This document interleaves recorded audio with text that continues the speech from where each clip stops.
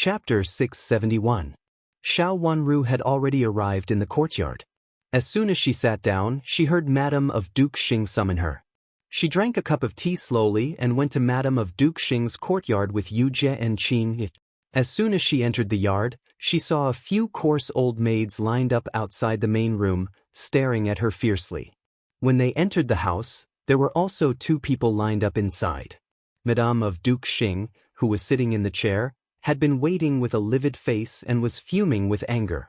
When she saw Xiao Wanru come in, she slapped the table hard and said angrily, "Guards, take down this girl who plotted against Big Sister and beat her 20 times. Thinking of the news from Xiao Yinru that Xiao Yinru had fainted again, Madame of Duke Xing was so angry that her eyes went crazy. Xiao Wanru, the daughter she had raised with great charm, had fallen into such a situation. How could she not hate Xiao Wanru and want to beat her to death?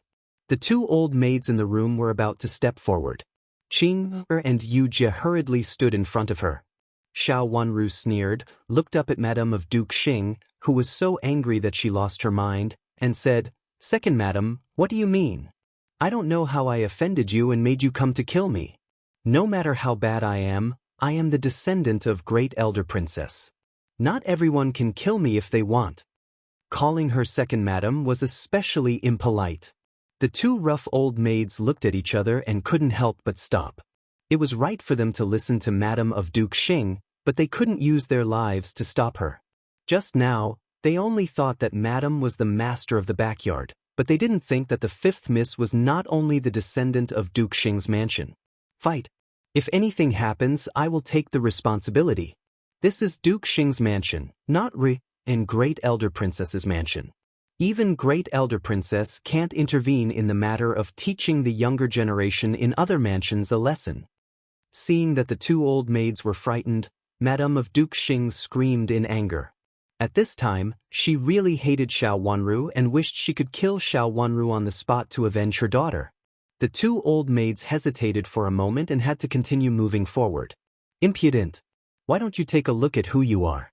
If you dare to stretch your hand out, I'll chop off your hand and feed it to the dogs." Before they got close, Qing had shouted harshly and pushed hard. The old maid in the front could not stand. Her fat body took a heavy step back and bumped into the old maid behind her. The two old maids tripped over each other and rolled together. Madame of Duke Xing pounded the table, stood up, and said sternly, "How dare you disobey your elders?" "An elder?" Xiao Wanru pushed away the two maids in front of her and stepped forward slowly with a smile on her face. However, the smile was very cold and inexplicably chilling. "Madam, you really think too highly of yourself. My mother is Infanta Qinghua, and my father is the heir of Duke Xing's mansion. Madam, as an elder, you want to kill me? Madam, you have been in charge of the inner court of Duke Xing's mansion for a long time, so you really think that the whole world belongs to Duke Xing's mansion and you can kill whoever you want." Her words were very light and almost gentle, but the meaning in her words made Madame of Duke Xing feel as if a basin of ice had been poured over her head. She felt cold all over, and the energy just now almost dissipated.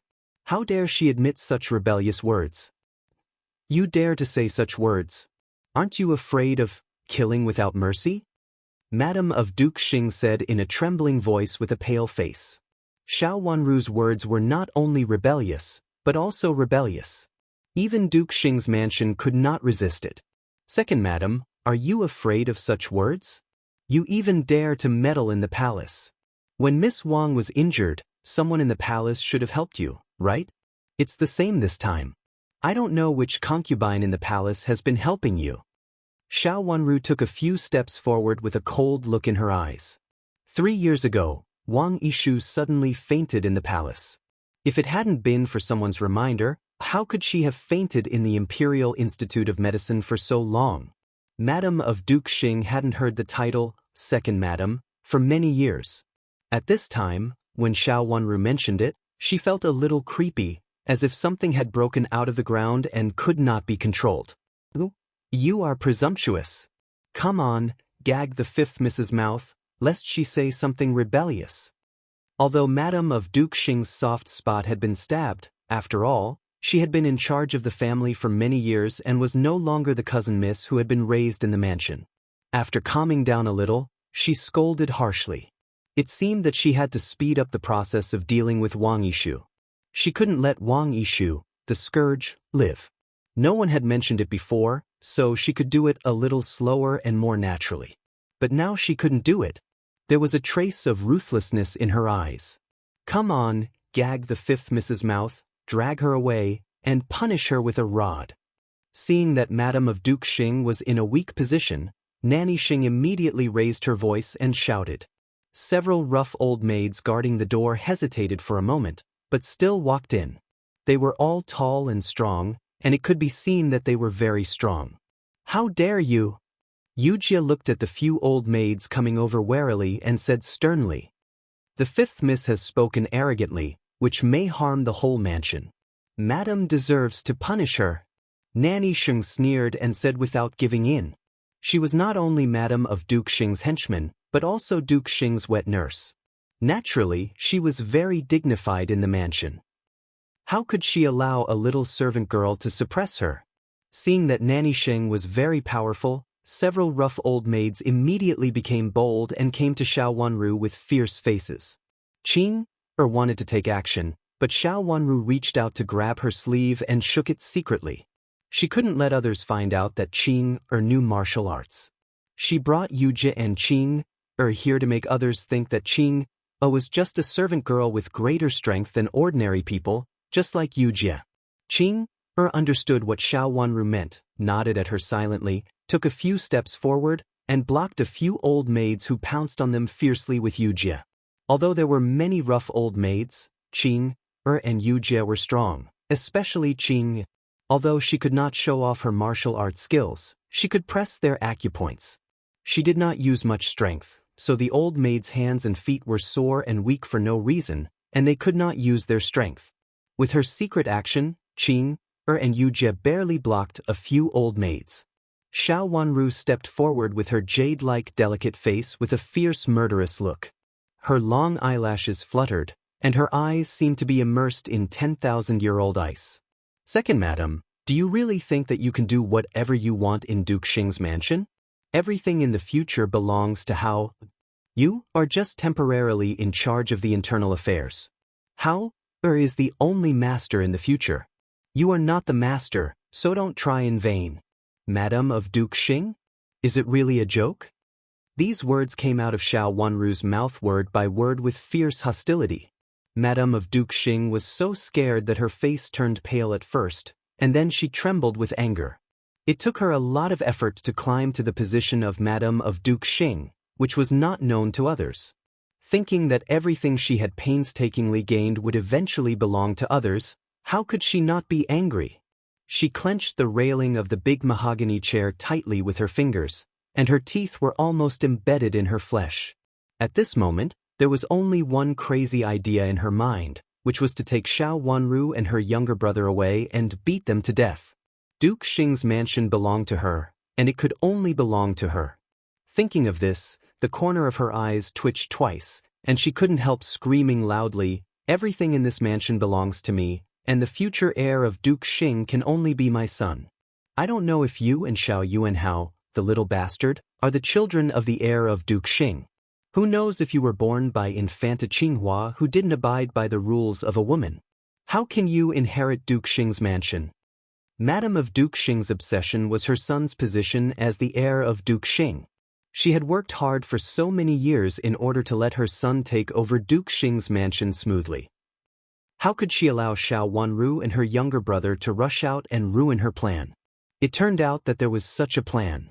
Xiao Wanru's face showed a trace of fierceness, and she had figured out some conjectures in her heart. No wonder old Madam's attitude was so strange. She didn't seem to treat her real granddaughter at all. It turned out that she had such an idea. Thinking that her father and mother had been driven to death, but they still doubted their innocence after death, Xiao Wanru wanted to cut Madam of Duke Xing in front of her. She always felt that there seemed to be something fishy in the whole Duke Xing's mansion. It turned out that the problem was here. If she hadn't forced Madam of Duke Xing to tell the truth today, she would never know why she, as a granddaughter, Was treated like this, and brother How was raised to be disabled. Slap.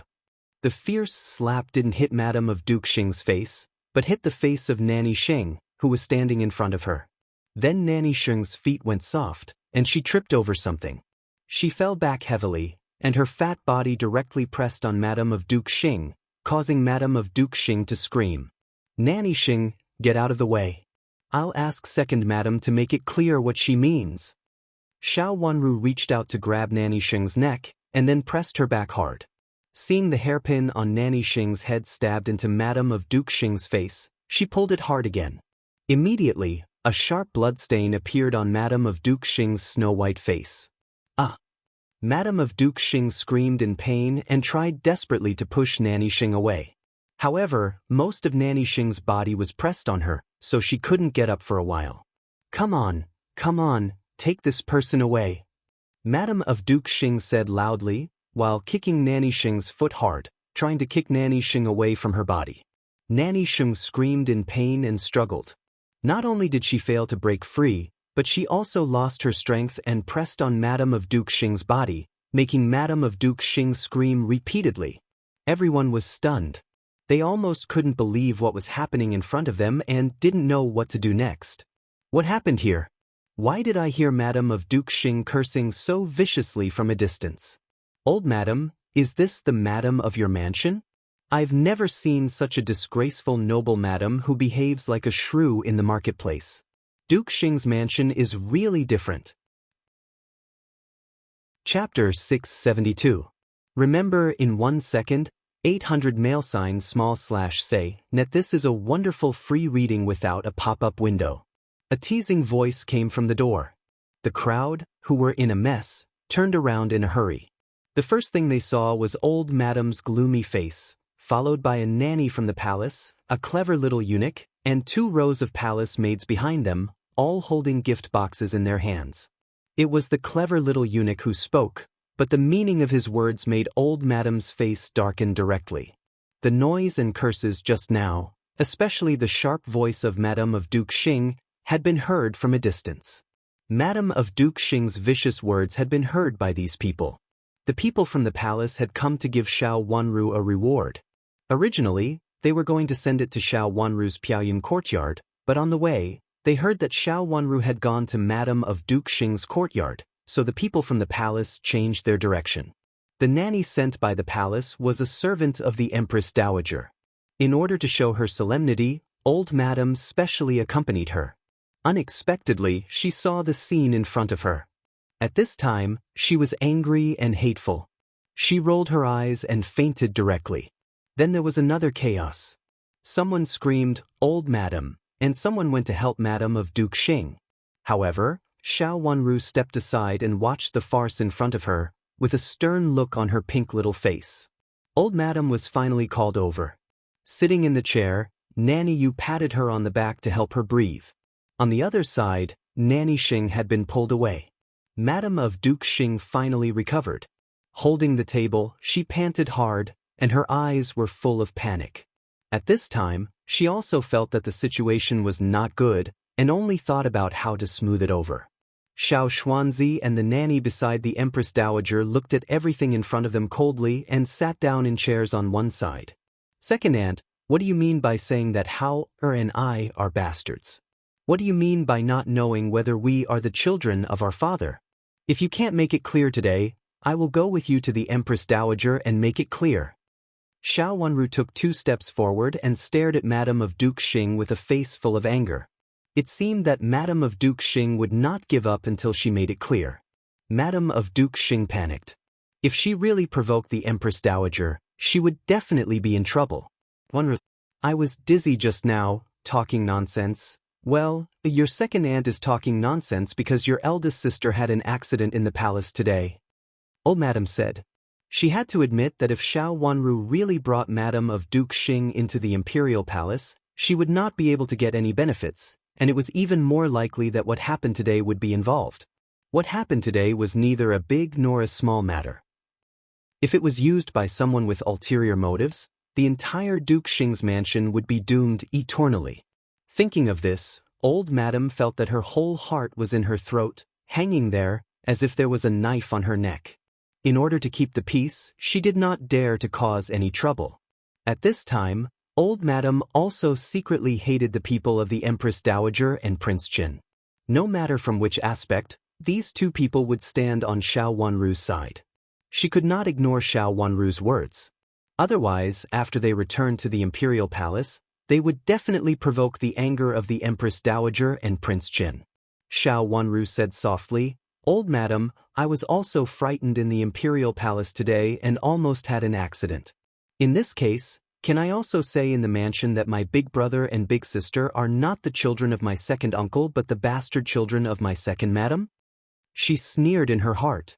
This kind of words could be said when she was temporarily fooled and frightened. In this case, could she also say the same? Nonsense. Madame of Duke Xing was furious and slammed the table with her hand. "How dare you, a weak girl in boudoir, say this kind of words?" Old Madam's eyes also became fierce and she scolded her sternly. "Old Madam and Madame of Duke Xing are really interesting. Can you say that the fifth miss can't say it? When His Highness sent me here today, he said that if anyone in this mansion dares to bully the fifth miss, it will be the same as bullying His Highness. He asked me to decide whether to throw the person out or break his leg." Xiao Xuanzi sneered and said, "He was Chu Liuchen's personal eunuch, so he was not comparable to ordinary people." There was a trace of ruthlessness on his smiling face. He slammed the table with his hand, and the teacup on the table jumped up and then fell to the ground, making a crisp sound of broken porcelain. A little eunuch dared to be arrogant in her mansion. Old Madam was furious. When she was about to speak, Nanny Yu pulled her clothes hard. She turned her head and glared at Nanny Yu angrily, only to see Nanny Yu winking at her, and she mainly winked in one direction. Old Madam looked in the direction where Nanny Yu winked and immediately saw the nanny beside the Empress Dowager. Although the nanny didn't say anything, even if she just sat there, she still had a deterrent effect. Taking a deep breath, Old Madam showed a kind expression on her face and said, "Wanru, don't be angry. I will reprimand your second aunt for this. She shouldn't say such words at any time. Come on, ask Madam to go to the ancestral hall. She should kneel there tonight and don't come out. As a noble madam, how can she do such a thing?" "Mother," Madame of Duke Xing exclaimed. She had always been the one who punished people to kneel in the ancestral hall. When did it become her turn? Not to mention the physical pain, she also felt ashamed. She was the wife of the supervisor of the backyard and had the title of honorary lady. If she really kneeled for such a night, she would not have so much prestige when dealing with servants in the future. Old Madam is really clear about rewards and punishments. After returning to the palace, I will report to the Empress Dowager. The nanny in the palace looked at Madame of Duke Xing coldly and said slowly, "Of course." Old Madam breathed a sigh of relief in her heart. As long as the Empress Dowager did not pursue it, she could talk about other things later. "Come on, take Madam away." Two rough old maids came forward to pull Madame of Duke Xing. Madame of Duke Xing was dissatisfied and wanted to struggle. But when she saw Old Madam's cold eyes, she unconsciously shivered, hurriedly lowered her head, and did not dare to struggle anymore. After the two rough old maids took Madame of Duke Xing away, Old Madam's face softened a little. She looked at Xiao Wanru gently and said, "Wanru, so many things have happened in the palace today. You are really tired. It happens that the palace has sent some gifts. You can go and receive them yourself." At this time, Old Madam was very unwilling to see Xiao Wanru. She just wanted to send her far away, so she didn't even care about the gifts given by the Empress Dowager. Now she just wanted to turn big things into small things and small things into nothing. "Grandma, is what second aunt said true?" Xiao Wanru raised a pair of watery eyes and looked at Old Madam in front of her with burning eyes. There seemed to be thick dark clouds rolling at the bottom of her eyes, making her eyes inexplicably deep. "You little girl, don't be so persistent. How could what your second aunt said be true?" Old Madam became impatient. Huyan said, "Grandma, don't blame me for being persistent. It's just that second aunt has always disliked me and is malicious to me and brother Hao. If I don't figure out the truth, I'm afraid that I will die without knowing how." Xiao Wanru insisted. After saying that, she knelt down in the hall and said with tears and determination, "Grandma, please do me justice. What nonsense are you talking about? When did your second aunt dislike you?" Old Madam was confused and said angrily, this granddaughter of hers was not good at reading people's eyes. At this time, she even asked such a question. How could she say whether she liked her or not? How could she distinguish it so clearly? "Grandma, you don't believe me?" Xiao Wanru asked. "Well, don't say such childish words. Your second aunt did make a mistake today because of your big sister. What she said before was also nonsense. You can't take it seriously." Old Madam reached out to touch her head and closed her eyes slightly. She really felt annoyed, tired, and in a bad mood. If she had known that such a thing would happen, she should not have come just now. Out of sight, out of mind. If it really came to her, she could pretend that she did not see it. "Grandma, I have evidence." How could Xiao Wanru let go of such a good opportunity? When she left the Imperial Palace, she specially asked Chu Luchin to send someone here. It would be better if he brought someone from the Empress Dowager with him. After returning to the mansion, she wanted to make trouble and let the people around the Empress Dowager see it. As expected, Madame of Duke Xing, who was enraged by her, immediately brought out a lot of words. With the people in the Imperial Palace as witnesses, Old Madam could not erase this matter even if she wanted to. What evidence do you have?" Old Madam was really annoyed by Xiao Wanru's unforgiving attitude and said angrily. Seeing that Old Madam could not hold back her anger, Xiao Wanru looked very calm. No matter what she did or how she compromised, it was the same in Old Madam's eyes. In this case, it had nothing to do with her whether she was angry or not. In the last life, Old Madam could cover her eyes and pretend not to see the miserable end of her and how now she would not have much affection for her because she was her biological grandmother. The affection between her and the people of Duke Xing's mansion had been cold as early as in the last life. Since it had been cold, why should she care about Old Madam's attitude? "Grandma, this nanny and Xiao Xuanzi, please come with me." Xiao Wanru bowed deeply to Old Madam in a natural manner, and then bowed to the nanny and Xiao Xuanzi beside the Empress Dowager and said with a gentle look. Originally, she wanted to find an opportunity to deal with the decoration in the courtyard. Since people from the Imperial Palace came, wasn't it better than other opportunities? Seeing that the nanny and Xiao Xuanzi in the Imperial Palace actually got up, Old Madam could only help Nanny you get up at this time even though she was full of indignation. She would like to see what the evidence Xiao Wanru mentioned was. If it was not evidence at all or could not prove anything at all, she would definitely reprimand her this time. She would also punish this girl to kneel in the ancestral hall and let her know who was in charge of the mansion. Chapter 673. The dilapidated screen was so wide that it was almost luxurious, but it was also so dilapidated that it was almost messy. There were always tables and chairs missing.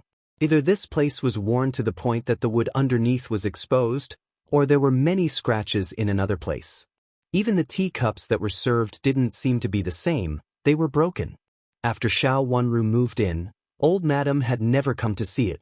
When Madame of Duke Xing arranged it, she had come to see it and felt very satisfied with it as the wedding room for her eldest grandson.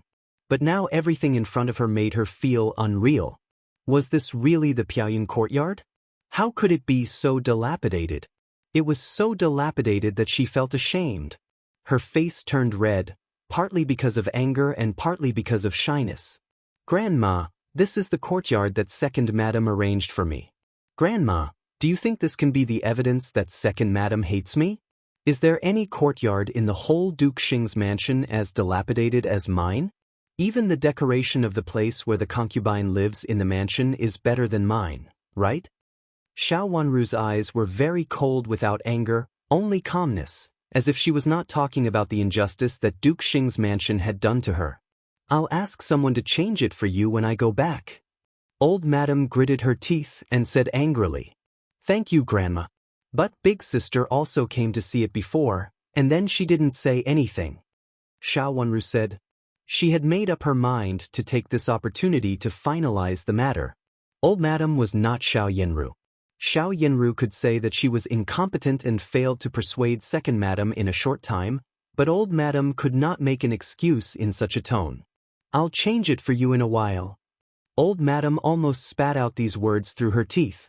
Old madam, is Madam of Duke Xing really a noble lady in your mansion? How could she treat the daughter of lineal descent of the eldest branch so coldly? So the daughter of lineal descent of the eldest branch is the real daughter of lineal descent, right? What's more, the fifth miss is the benefactor of His Highness.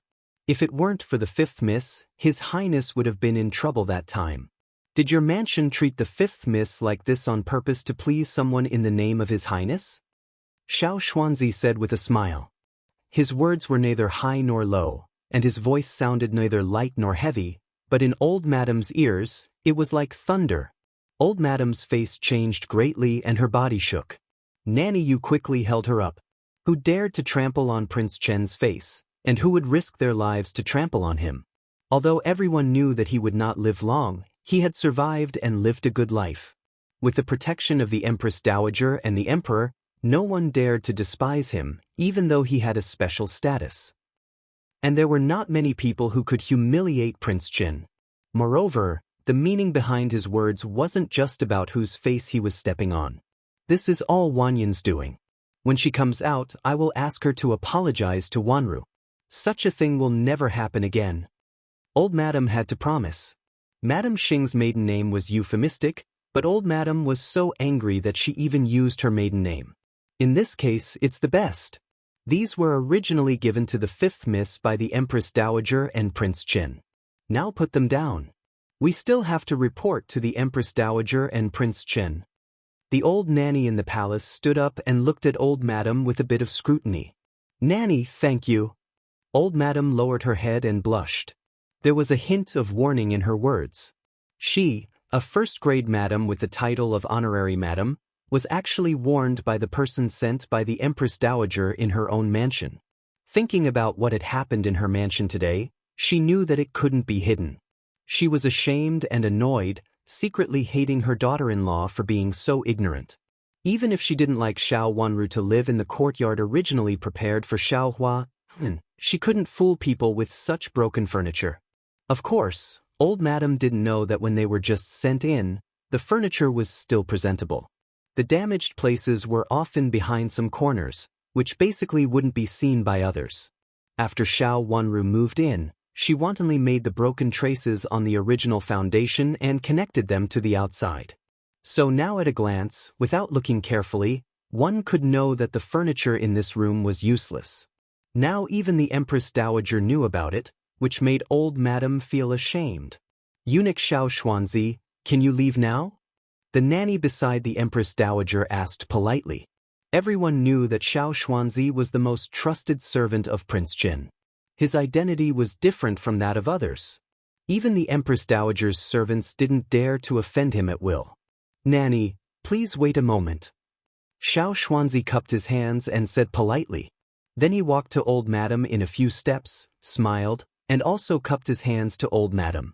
Then he took out a snow-white cat from a delicate basket with a lid carried by a palace maid behind him.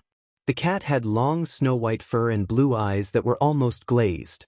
It was chubby and very cute, which made people like it.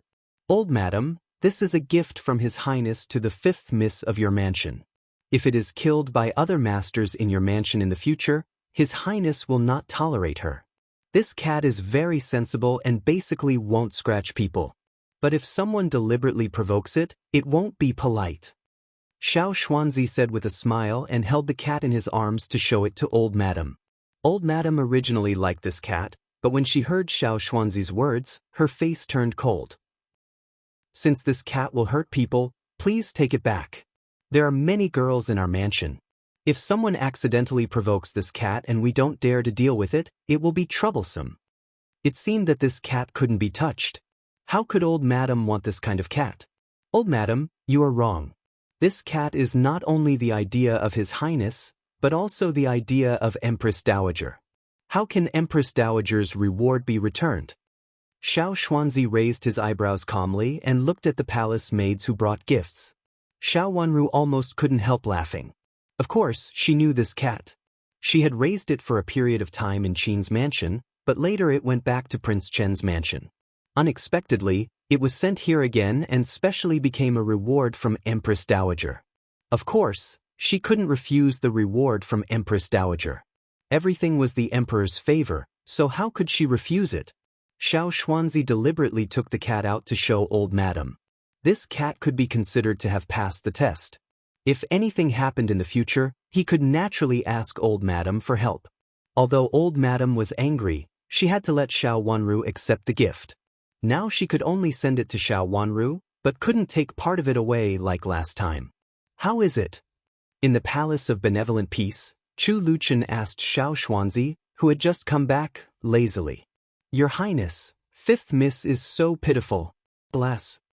Xiao Xuanzi looked angry and seemed to want to say something but stopped on second thought. Empress Dowager frowned and looked at her grandson. Seeing that he also frowned, she turned to the nanny she sent unhappily and asked, What did you see? Duke Xing's mansion is really not good and treats fifth miss very badly. In Duke Xing's mansion, although the nanny didn't say a few words, she had been watching and also saw Xiao Wanru's current situation. Speaking of which, she did feel that fifth Miss Xiao was pitiful. Thinking of the first time she went to Madame of Duke Xing's courtyard and heard Madame of Duke Xing's scolding, she felt more and more sorry. She told the Empress Dowager everything she had seen and heard in Duke Xing's mansion. The more the Empress Dowager heard, the angrier she became. Seeing her grandson's pale and handsome face frowning tightly, she couldn't help but feel a little annoyed with old Madame of Duke Xing's mansion. She said that fifth miss and that little one are not the descendants of the former heir of Duke Xing? Empress Dowager said coldly, Come on, give Madame of Duke Xing a ruler and a book of women's precepts, so that she can be more virtuous as a woman in the future and accumulate virtue for future generations. Yes, I'll prepare it right away. The nanny answered and went to prepare. Giving Madame of Duke Xing the precepts and the ruler showed her dissatisfaction with Madame of Duke Xing. The meaning of the Empress Dowager's order was even more effective. Old Madame of Duke Xing's mansion couldn't suppress this matter even if she wanted to. Empress Dowager was furious, and it couldn't be appeased by a mere kneeling in the ancestral hall. Chinner, don't be angry. Imperial grandmother will always help her. The nanny left and Empress Dowager comforted her obviously angry grandson. Imperial grandmother, I'm useless. I can't even protect the princess I chose. Chu Luchen lowered his head and said slowly with a bitter face. What are you talking about, Qinthe? You are in good health now. When she marries into your mansion, her life will naturally be better. If you want to protect her, you should pay more attention to your health. Don't let your previous efforts be in vain. Empress Dowager comforted him in a soft voice. Imperial grandmother, it's so difficult for her in Duke Xing's mansion. Can you let her marry into Prince Chen's mansion earlier? Chu Luchen raised his head, and his eyes were clear and shimmering, which made Empress Dowager worried. You have to wait until the consort selection. Don't worry. After the consort selection, your mansion will be lively. Not only can you marry into the mansion, but you can also choose a nice concubine and concubine for you. Your health is also much better. It's a blessing in disguise this time. It's a good thing. Empress Dowager said. This was originally against the rules. Chu Luchen was ranked third. Now seeing her grandson's decadent appearance, old madam had no reason to refuse. Chu Luchen shook his head and said with a bitter smile, Imperial grandmother, even if my health is much better, I don't need so many people to marry into the mansion. If so many people come in, they will not serve me. I'm afraid that they will kill me. I just want to protect the girl I like. If there are more people like me, do you think I can still survive? After Chu Luchen finished speaking, he turned his head and coughed in a low voice. Xiao Xuanzi hurriedly patted his back to soothe him. Looking at her grandson's uncomfortable coughing and thinking that there were so many women in the palace, who were either doing this or that every day, it was all about women. Chen Er's health really couldn't stand so many women.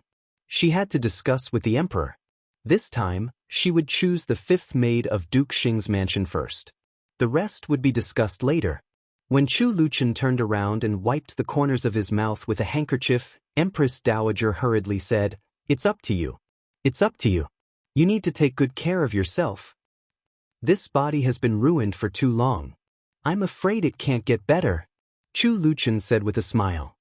He was gentle and handsome, but his words made people's noses sour. Chapter 674. Qian. The latest chapter on medical skills of the Crown Princess was updated as soon as possible. Duke Xing's mansion was doomed to be unlucky this day. Miss Xiao, who had entered the Imperial Palace, had an accident, and it was not a small matter. After returning to the mansion, Madame of Duke Xing was punished again and was dragged to the ancestral hall by old Madame. The whole Duke Xing's mansion was in an uproar. Many servants were trembling with fear and did not know what had happened. In addition to the mansion doctor, the most favored first miss also invited a few doctors from outside. It seemed that the first miss had an incurable disease after entering the Imperial Palace. Madame of Duke Xing, who had always been high and mighty, always had the final say in the whole Duke Xing's mansion. However, it was said that she had offended the fifth miss and was punished to kneel in the ancestral hall. After that, the fifth miss's room of tattered furniture was moved out, which dazzled everyone. Then everyone sighed and thought that it was Madame who had mistreated the fifth Mississippi. The rumors in the past suddenly spread again. Then another thing happened. Miss Qi, who had been detained in the mansion, escaped. Not only did she escape, but she also happened to have an accident. In a hurry, her carriage bumped into the carriages of several families of officials. Hearing that she was the adopted daughter of Madame of Duke Xing, the families of officials wanted to send her back to the mansion for the sake of Madame of Duke Xing. Seeing that the situation was not good, Qi Rongji cried and begged several families of officials. Therefore, everyone knew that Miss Qi, who had been recognized as the adopted daughter, lived a miserable life in Duke Xing's mansion. Not only was she looked down upon by several misses, but they also sneered at her from time to time and even found excuses to beat and scold her. In a word, Qi Rongji did not live a superior life in Duke Xing's mansion. Even the servant girls in Duke Xing's mansion could bully her. Now they even locked her up and planned to marry her to Wang Xingxue, a nephew of Duke Xing's mansion who had a bad reputation. For this reason, she risked her life to escape. In order to win people's trust, Qi Rongji also told them the reason why Madame of Duke Xing recognized her at that time. She said that Madame of Duke Xing had taken a fancy to Xiao Wanru, but Xiao Wanru was unwilling to recognize her as her adopted mother. In order to force Xiao Wanru to do it, Madame of Duke Xing deliberately publicized it outside so that she had to recognize her later. The ups and downs in it were like the plot of a story. Because Xiao Wanru was forced to leave Duke Xing's mansion and go to the nunnery to cultivate in seclusion after she recognized her ancestors and returned to her clan, it became more and more like a conspiracy. It turned out that Madame of Duke Xing had a plan for a long time. Thinking of the farce that the first miss of Qin's mansion claimed to return to her family and impersonate, if she didn't have the approval of Duke Xing's mansion, how could she have the courage to do such a thing? What she said was indeed consistent with what had happened before. Initially, he only had 2 to 3 points of trust, but now he had 50 to 60 points of trust. Qi Rongji was desperate this time. She was afraid that others would send her to Xing Nation Mansion again. She also knew that if she went back this time, she might never have a chance again. At this time, of course, she said whatever she wanted to say. Even if there was nothing, she had to do something to express her despair and sorrow. It was not easy for her to have such a chance to escape, and it could even be said to be the only chance. How could she give up? As she spoke, she cried and fell on the ground, looking extremely miserable. After listening to Qi Rongji's crying, everyone looked at each other and couldn't believe what they had heard. Madame of Duke Xing, who had always been dignified and decent in front of others, turned out to be such a person. Moreover, according to what she said, Madame of Duke Xing obviously had a conspiracy to recognize this Miss Qi, and this conspiracy was against the current fifth Miss Xiao. Qi Rongji just happened to meet her. Thinking about what Qi Rongji had said just now, not only did Madame of Duke Xing bully her, but also the misses of Duke Xing's mansion were not good people. They usually beat and scolded her for various reasons. Even a servant girl could bully her at will. Although Qi Rongji was only the daughter of a local official, she could not be bullied by a servant girl. Several misses of Duke Xing's mansion in the mansion also looked like Madame of Duke Xing. They were not good people, especially the first Miss Xiao, who was said to have the best reputation. She was the biological daughter of Madame of Duke Xing, and it was more likely that she was kind but vicious in heart. The so-called having both talent and beauty might be a joke. As for what had happened to Wang Xingxue, everyone felt even more contemptuous. Because of Duke Xing's mansion, many people knew what had happened to Wang Xingxue. He was originally a good child, but later he was stripped of his official title and had affairs with several women. He was very dirty. No family was willing to marry such a person. Unexpectedly, Madame of Duke Xing wanted to push someone else's daughter into such a difficult situation. It was really shocking. Although Qi Rongji was an adopted daughter and her parents were not in the family, it was possible for Madame of Duke Xing to help her get engaged. However, if others were not willing, she forced them and locked them up, which was really vicious. Qi Rongji's carriage had an accident on the street, and because she was afraid of being taken back to Duke Xing's mansion, she directly cried and complained on the street. For a time, there were a lot of onlookers. When Qi Rongji was taken away by Qi Tianyu, who came here after hearing the lecture, everyone still gathered around and talked about Qi Rongji. They all felt that Madame of Duke Xing was too vicious. Some people pitied Qi Rongji, some people hated Duke Xing's mansion, and some people doubted the so-called reputation of Duke Xing's mansion. Some people connected many things. After Madame of Duke Xing wanted to acknowledge 5th Miss Xiao but was refused, she did not give up and schemed against 5th Miss Xiao, forcing her to acknowledge Qi Rongji. Then, 5th Miss Xiao's adopted sister at that time pretended to be 5th Miss Xiao and planned to replace 5th Miss Xiao as the daughter of heir of Duke Xing. Then, a fire burned down, which was seen by half of the people in the capital city. The courtyard where 5th Miss Xiao lived was burned to ashes, and 5th Miss Xiao had to go up the mountain to Yuhui Nunnery to cultivate. Although it was quiet for a period of time, there were many incidents recently. Something happened in Yuhui Nunnery. Some people said that 5th Miss Xiao was a jinx, and it was said that even the Imperial court was shocked. Someone tricked 5th Miss Xiao to go down the mountain and almost died at the foot of Yuhui Nunnery. There were many things. They didn't know it before, but when they thought about it, they were shocked.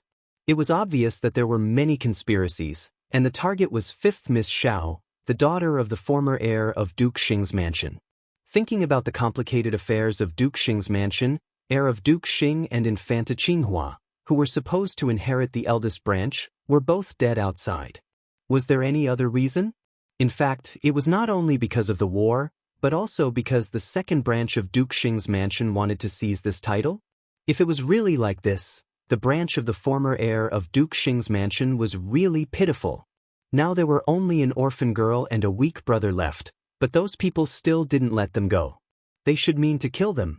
As for the reason why the little young master was fine, it was also because he had been raised in Ru and great elder princess's mansion for the past 3 years. Otherwise, he would have been swallowed up with no bones left at this time. Some people also remembered that Master Hao had a very bad reputation in Duke Xing's mansion at that time. It was said that this posthumous young master was a devil. At that time, they thought that old Madame especially doted on this little grandson because of her dead son, but now they felt terrified when they thought about it. It was not doting on the child. It was obvious that old Madame wanted to ruin the child. On this day, the whole capital city was talking about Duke Xing's mansion, Madame of Duke Xing, and the Miss of Duke Xing's mansion. Most people came to the conclusion that there might be another reason for the death of the former heir of Duke Xing. He might have been killed by the current second branch. Now it was the second branch who benefited from it, and they were bent on killing the children of the eldest branch. This news came to Duke Xing's mansion with the ruler given by the Empress Dowager. Old Madame, who had just heard the rumors outside, and then saw the ruler and the women's precepts sent by the Empress Dowager, was so angry that her face turned blue and ferocious.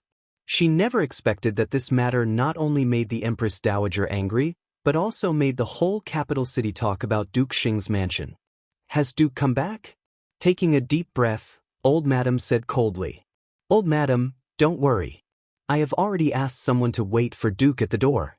As soon as he comes back, he will come over immediately." Nanny Yu gently patted old Madam's back to help her breathe slowly, for fear that she would be unable to breathe if she got angry. At this time, he is not at home. Where has he gone? Old Madam said impatiently, and she frowned so much that she could almost pick something up. Old Madam, don't worry. Duke must have something to do. Moreover, these things happen suddenly, and no one expected such a thing to happen. At present, things happened one after another, so Nanny Yu could only persuade her in this way. Old Madam, Duke is back. A servant girl panted in the corridor. Obviously, she ran to report. Quick, let him come in. Old Madam said in a hurry. She sat up straight and looked at the door eagerly. Too many things had happened today. At this time, Old Madam also felt mentally and physically exhausted, and she urgently needed her son to share the burden. The servant girl at the door lifted the curtain, and the chubby Duke Xing came in. There was a little anger on his usually smiling face, and his eyes were cold. After coming forward and bowing to Old Madam, he sat down in a chair on one side, and then his eyes fell on a jade box in front of Old Madam. This was the jade box that the Empress Dowager had just sent over. Mother, what is this? Today, your daughter-in-law scolded Wanru and her younger brother in the mansion, and they were heard by the people sent by the Empress Dowager and Prince Chen. Then they saw that the house your daughter-in-law bought for Xiao Wanru was full of shabby furniture, and they couldn't find a good one, which made me lose face. The Empress Dowager was angry and sent someone to send a ruler and a book of women's precepts to your daughter-in-law. Old Madam covered her head with her hands because of a headache, feeling very annoyed. Although she also had these speculations in her heart, she could only think about it in her heart.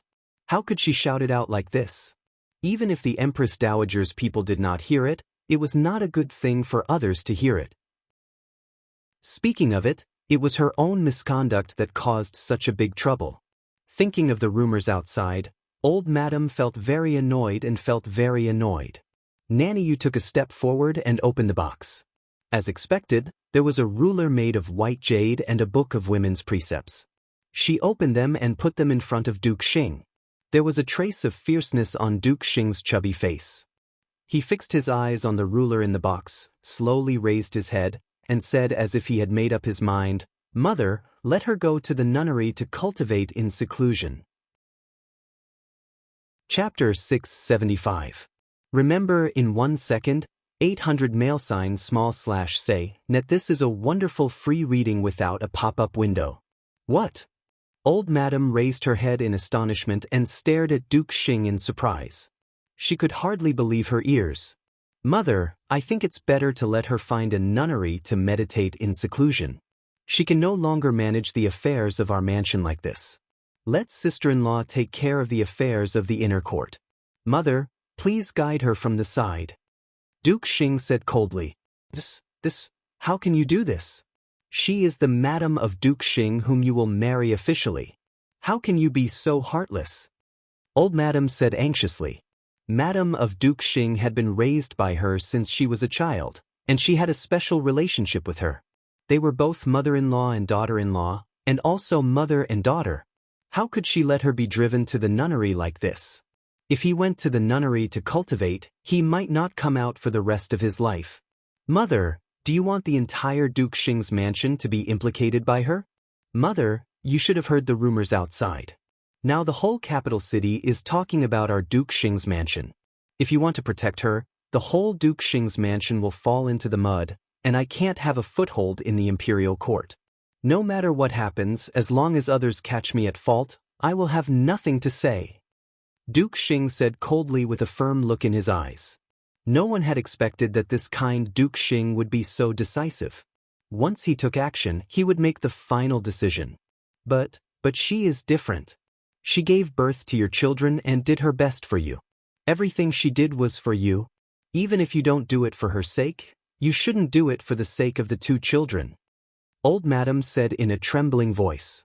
Mother, I have been extremely benevolent to her. Everything in this mansion is decided by her. Even my concubines are under her control. Now that this matter has reached this point, it is her own fault. Although the Empress Dowager has only sent a ruler, if we handle it unreasonably, not only will the Empress Dowager not stand by, Even the emperor will not. Duke Xing stretched out his hand to rub his forehead and said. He was really upset. No one had expected that things would suddenly break out, and as soon as it broke out, it was in such an uncontrollable trend. If he didn't cut off his arm now, it would not be good, and he would be too ashamed to keep a foothold in the imperial court. He was naturally unwilling to leave the court just like that. His many years of planning could not be ruined because of this matter. But, old madam still wanted to say something, but was interrupted by Duke Xing rudely. Mother, if I don't care about the two children, I will divorce her directly instead of asking her to cultivate in seclusion, lest she embarrasses our Duke Xing's mansion. Now I only ask her to cultivate in seclusion because I care about the two children. A son and a daughter. What he paid the most attention to now was not his son, but his daughter. This daughter had the potential to soar into the sky, and he could not allow her reputation to be ruined. Don't go to the nunnery to cultivate. You can cultivate in the ancestral hall. From now on, focus on cultivating in the ancestral hall. As you said, let your sister-in-law handle the affairs of the mansion. After all, old madam had experienced many hardships, so she gritted her teeth and agreed. Although the ancestral hall in the mansion was also used for quiet cultivation and was always locked inside, it was still in the mansion after all. Sometimes the children could always go and see their mother. Compared to being sent to an unknown nunnery, it was more than 1,000,000 times better. According to old madam's understanding of her second son, her son wanted to kill her. If she really got her out, she was afraid that she would die without knowing how. Old madam chose this second daughter-in-law herself, and she liked her the most. At first, she wanted her to be the eldest daughter-in-law, but later she became the second son's daughter-in-law by accident. Fortunately, she could become Madam of Duke Xing in the end, so her plan for her was not in vain. But in the current situation, she could do nothing. Mother, it may not be a blessing to stay. Duke Xing glanced at old madam and said coldly. You have to take care of the two children's wishes. Old madam frowned and refused to give in. Mother, since you think so, let her stay. From now on, let her cultivate in seclusion in the ancestral hall. As for the things outside, put them on her, so as not to ruin the reputation of Ru and others. Duke Xing said decisively. He stood up and shook his sleeves. Mother, I'll go to see her. She has to admit it herself. It's not good to put these things on her. Old madam said in fear. Mother, who else do you think can bear these responsibilities? Duke Xing looked at old madam coldly and asked. Old madam choked by this question. After a long while, she gritted her teeth and said, so be it. But she has to be willing to do it, otherwise she will make trouble again. Mother, don't worry. The children are also her own. Besides, she did all these things. Even if she wants to blame others, she can't. Duke Xing said coldly. After saying that, he turned around and strode to the ancestral hall. At the moment, this was the best way. At least he could suppress the harm of the matter to the minimum. However, the matters of the inner courtyard had nothing to do with him. There were some things that he did not want to be noticed by others, and he was more worried that someone would investigate them. Since it had passed, let it be. There was no need to find out and cause trouble again. The prosperity of Duke Xing's mansion could not be destroyed in the inner courtyard. In Duke Xing's opinion, Madam of Duke Xing's behavior was short-sighted. Xiao Wanru was a girl. Even if she was his brother's descendant, so what? Now the most important person to deal with was not a girl like Xiao Wanru. Seeing her second uncle, Duke Xing, Xiao Wanru stood at the entrance of the ancestral hall and stepped back to make way for him. Then she bowed sideways and said, Second uncle. Even though she lived in the mansion now, she had only seen this second uncle 2 or 3 times. However, it was easy to recognize him from his appearance and behavior. His chubby round face should look kind, but there was a hint of malice between his eyebrows just now. When he saw Xiao Wanru, he showed a smile and looked much kinder. Why are you here? Duke Xing asked in a gentle voice and looked at the ancestral hall on one side. At the entrance of the ancestral hall, candles were thrown out and smashed on the ground in a mess. At first glance, he knew that it was deliberately smashed by someone inside. His eyes involuntarily turned cold. I come to see second aunt. I want to ask second aunt, what did you mean by what you said before? Xiao Wanru said softly.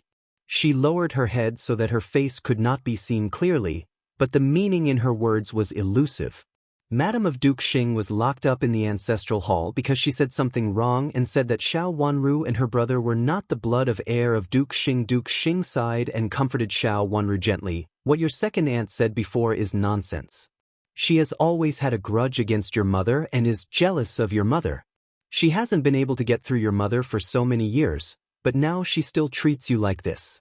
It's my fault. I thought that she would deal with the affairs of the inner court fairly. Duke Xing sighed and comforted Xiao Wanru gently with a sad face. He looked at Xiao Wanru as if he was looking at his elder brother through Xiao Wanru. He said with a smile, "You are really like your father. If my elder brother is here, he will be very happy to see a pair of children who are so similar to him." This was equivalent to admitting Xiao Wanru's identity in a disguised way and putting all the blame on Madame of Duke Xing. Xiao Wanru took a step back calmly and nodded softly. "Thank you, second uncle. Since second uncle said so, I will go back first. Grandma is changing the furniture in my room." "Go ahead. If you don't like it, you can tell second uncle or your third aunt. Your third aunt will be in charge of the affairs of the mansion in the future." Duke Xing nodded calmly. Xiao Wanru bowed sideways again and then left slowly.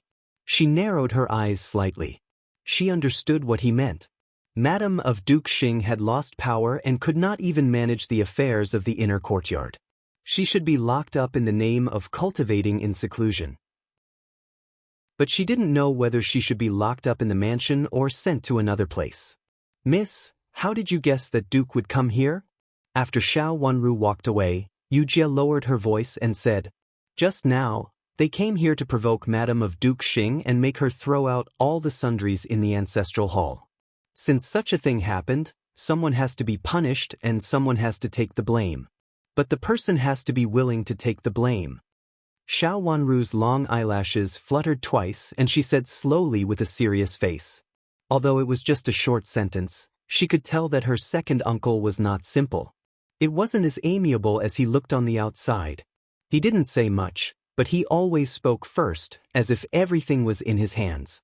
Xiao Wanru rarely felt this kind of feeling from others, except Chu Luchen.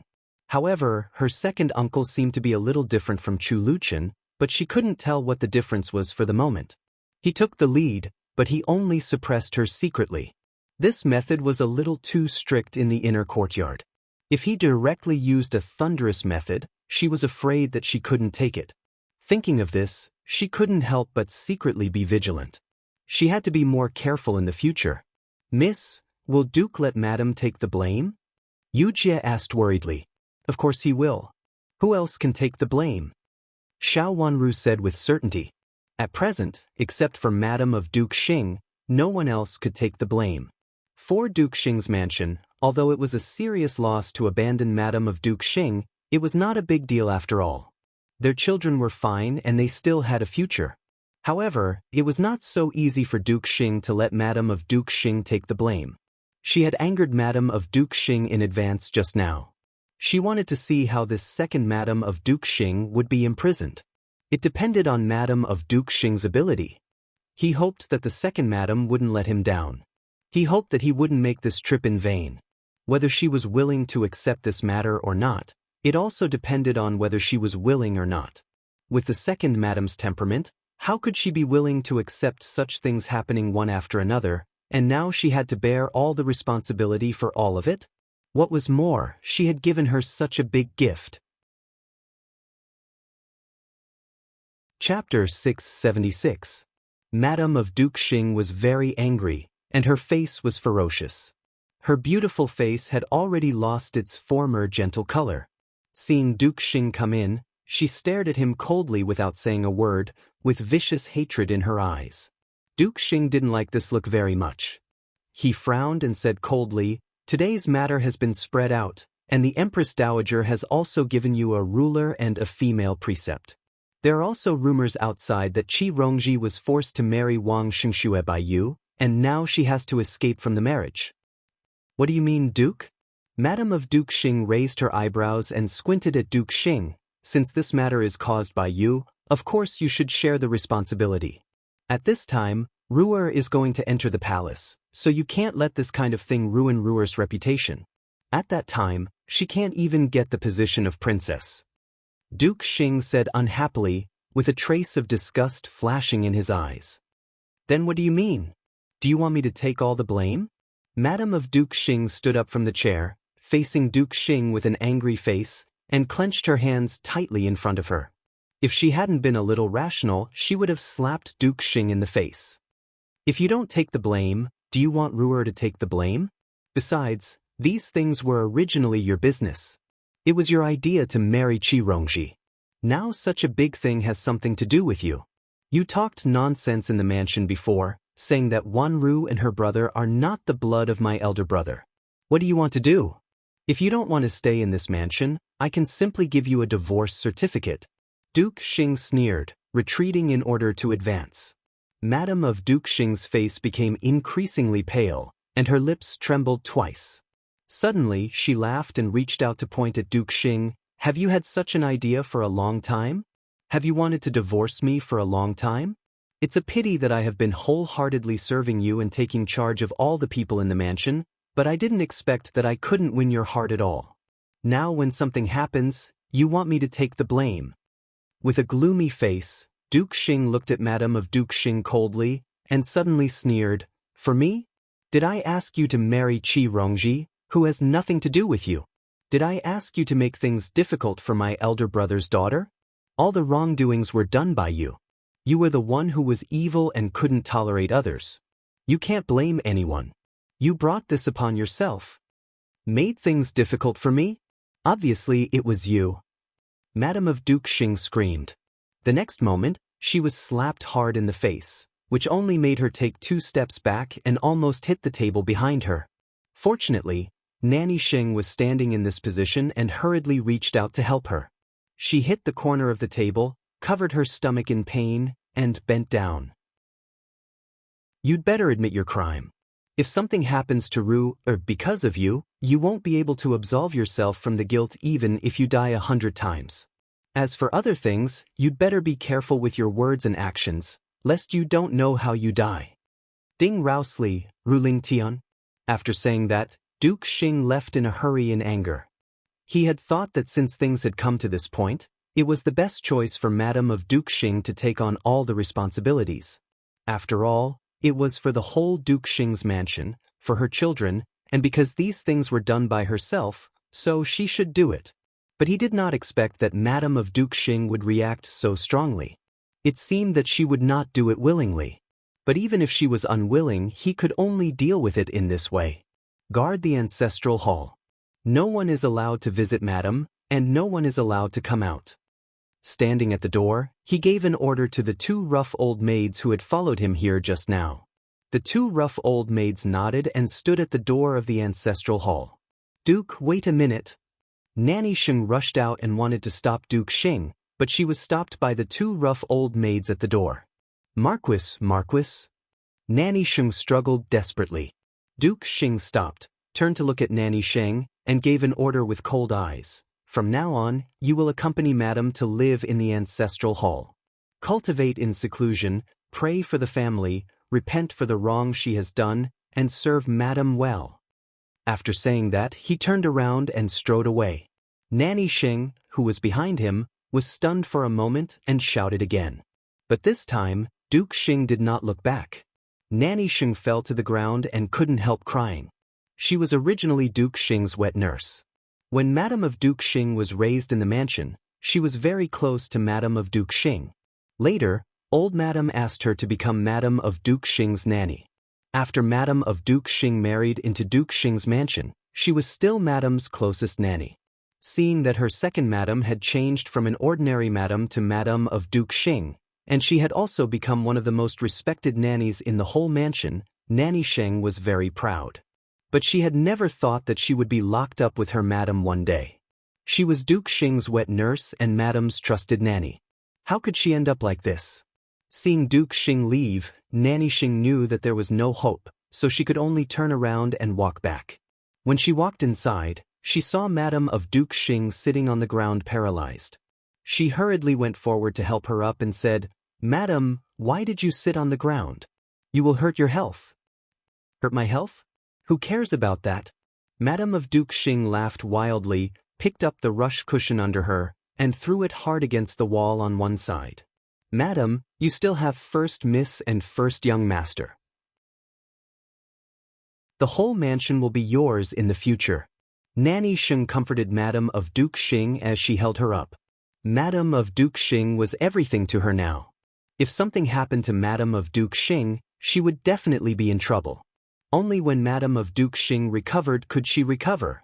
The High Duke would not care about his feelings. "What? Isn't there someone else outside? No wonder he has always been indifferent to me. No wonder I can't find him in the mansion on weekdays. It turns out that he has already had someone outside." Madame of Duke Xing gnashed her teeth and said, if Xiao Wanru hadn't whispered this matter to her servant girl when she came over just now, she really wouldn't have known that there was another woman besides the person she knew. She had worked hard for him in the mansion, but he had been flirting with another woman outside. Now it was all her fault that something had happened. If he hadn't secretly agreed, how could she have done such a thing? She felt hatred and anger in her heart. She was so angry that she had smashed things outside. Unexpectedly, it was Duke Xing who came in instead of Xiao Wanru. "Madam, don't be angry. This kind of thing can't be true. The fifth miss must have deliberately said so to the servant girl in order to make you angry. You must not be angry." Nanny Sheng tried to persuade her. Madame of Duke Xing's tears fell one by one and she said with hatred, "If I hadn't helped him run the household affairs and tidy up everything in Duke Xing's mansion, he wouldn't have been able to be the current official with peace of mind. Now he doesn't need me anymore, so he pushed me out. No, I can't accept it." How could she be reconciled to this? She thought that after she got rid of that woman, she would be second only to one person in the backyard of Duke Xing's mansion. Unexpectedly, not only that woman haunted her, but also there were other women outside. "Madam, I'm afraid it's not true. It's a plot of the fifth miss." Seeing Madame of Duke Xing's face turn livid and pale, Nanny Sheng hurriedly tried to persuade her. "I know it's true. It must be true." Madame of Duke Xing shook her head and said affirmatively. There were some things that she had been unable to explain and couldn't figure out why. She had thought that he treated her coldly because of that woman. Similarly, he was often absent from the mansion because of that woman. But in fact, not only his daughter, but also other women. In vain, she had thought that that woman was his weakness and a sadness that no one could touch. She had easily thought that she would not touch it. He didn't expect that the person in here had already changed. Some of the bits and pieces of the past, many things that he couldn't figure out, were all solved at this moment. It turned out that he had been looking in the wrong direction all along. It wasn't that woman, but another woman. That woman was real. Long before she married him, she had privately inquired about this matter. At that time, she had wholeheartedly wanted to marry the heir of Duke Xing. As for the matter of Duke Xing, who was still the second son of Duke Xing, she just laughed it off. It had nothing to do with her and she just wanted to watch the fun. Unexpectedly, there were evil consequences for what had happened at that time. Now that she thought about it, she found that she had missed such a big loophole. "Nanny Sheng, are you willing to accompany me in prison for the rest of your life?" Madame of Duke Xing gritted her teeth and said. The hatred in her eyes was as sharp as a knife, full of deep resentment. Nanny Sheng shivered. Of course, she didn't want to do that. She also had a family. If she was imprisoned forever, she would be isolated from her family forever. Even if she could see them once or twice, how could she be as free and dignified as before? Madam, do you have any way?" Nanny Sheng asked timidly. "Of course there is a way. That woman. I will ruin her reputation." Madame of Duke Xing glared at a certain place in the space with a fierce gaze, feeling the burning pain in her heart. This kind of hatred even exceeded her hatred for Xiao Wanru. All the plans she had made over the years ended up in vain for someone else. How could she be reconciled to this?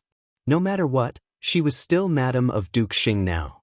Even if she was under supervision, she was still Madame of Duke Xing. She would definitely not let that woman live an easy life. Go and inform Ruer to come to see me, Madame of Duke Xing said coldly. She wiped away the cold tears at the corners of her eyes with a gloomy face. It was indeed inappropriate for her to go out at this time, but it did not mean that others could not come in even if she did not go out. Even if two rough old maids stopped her at the door, it did not matter. Ruer would definitely find a way to come to see her. As the night fell, a maid carrying a lantern hurried to the ancestral hall with a figure in a cloak. Although the maid couldn't see clearly who the figure in the cloak was, she was Shuqi, Xiao Yanru's maid.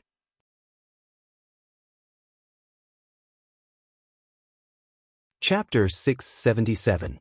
Miss, the first young master went to see Madam. When Qing came back to report, Xiao Wanru was still reading a medical book under the lamp. She put down the medical book in her hand and reached out to rub her forehead. Xiao Wanru asked with a little tiredness, "Did the first miss go there?" "The first miss didn't go there, but the first young master went there." The old maid guarding the door didn't dare to stop him, so she let him in. Qing saw it clearly. Although the servant girl following him was Shuqi, the person in the cloak was not the first Mississippi. She didn't see it clearly when she went in. Later, when she went out, although her back was in the shadow of the lamp, she still saw it face to face and saw it clearly. Don't worry about him now. Ask someone to keep an eye on Duke Xing's whereabouts these days. Xiao Wanru raised the corners of her mouth, fluttered her long eyelashes twice, and said slowly, "Yes, miss. I'm leaving." Qing answered and left. Xiao Wanru picked up the scissors beside her and cut the dancing candlelight in front of her, and the smile in her eyes faded a lot. Xiao Wanru suddenly remembered that her second uncle had a mistress. In her last life, she had learned about it by chance. At that time, she was summoned by Xiao Yanru with an excuse, and then she was slapped twice for a trifle. When she knelt in the corridor, she heard two little palace maids talking about it secretly. They said that Xiao Yanru was angry in the hall because of it, and many palace maids were angry with her, so everyone should be careful. She didn't remember some things clearly in her last life, so she didn't think of it at first. However, after thinking of it inexplicably, she immediately had an idea and went to the ancestral hall. In fact, she didn't know what had happened, but it must be true. Otherwise, Xiao Yanru wouldn't have been so uncontrollable with her shrewdness.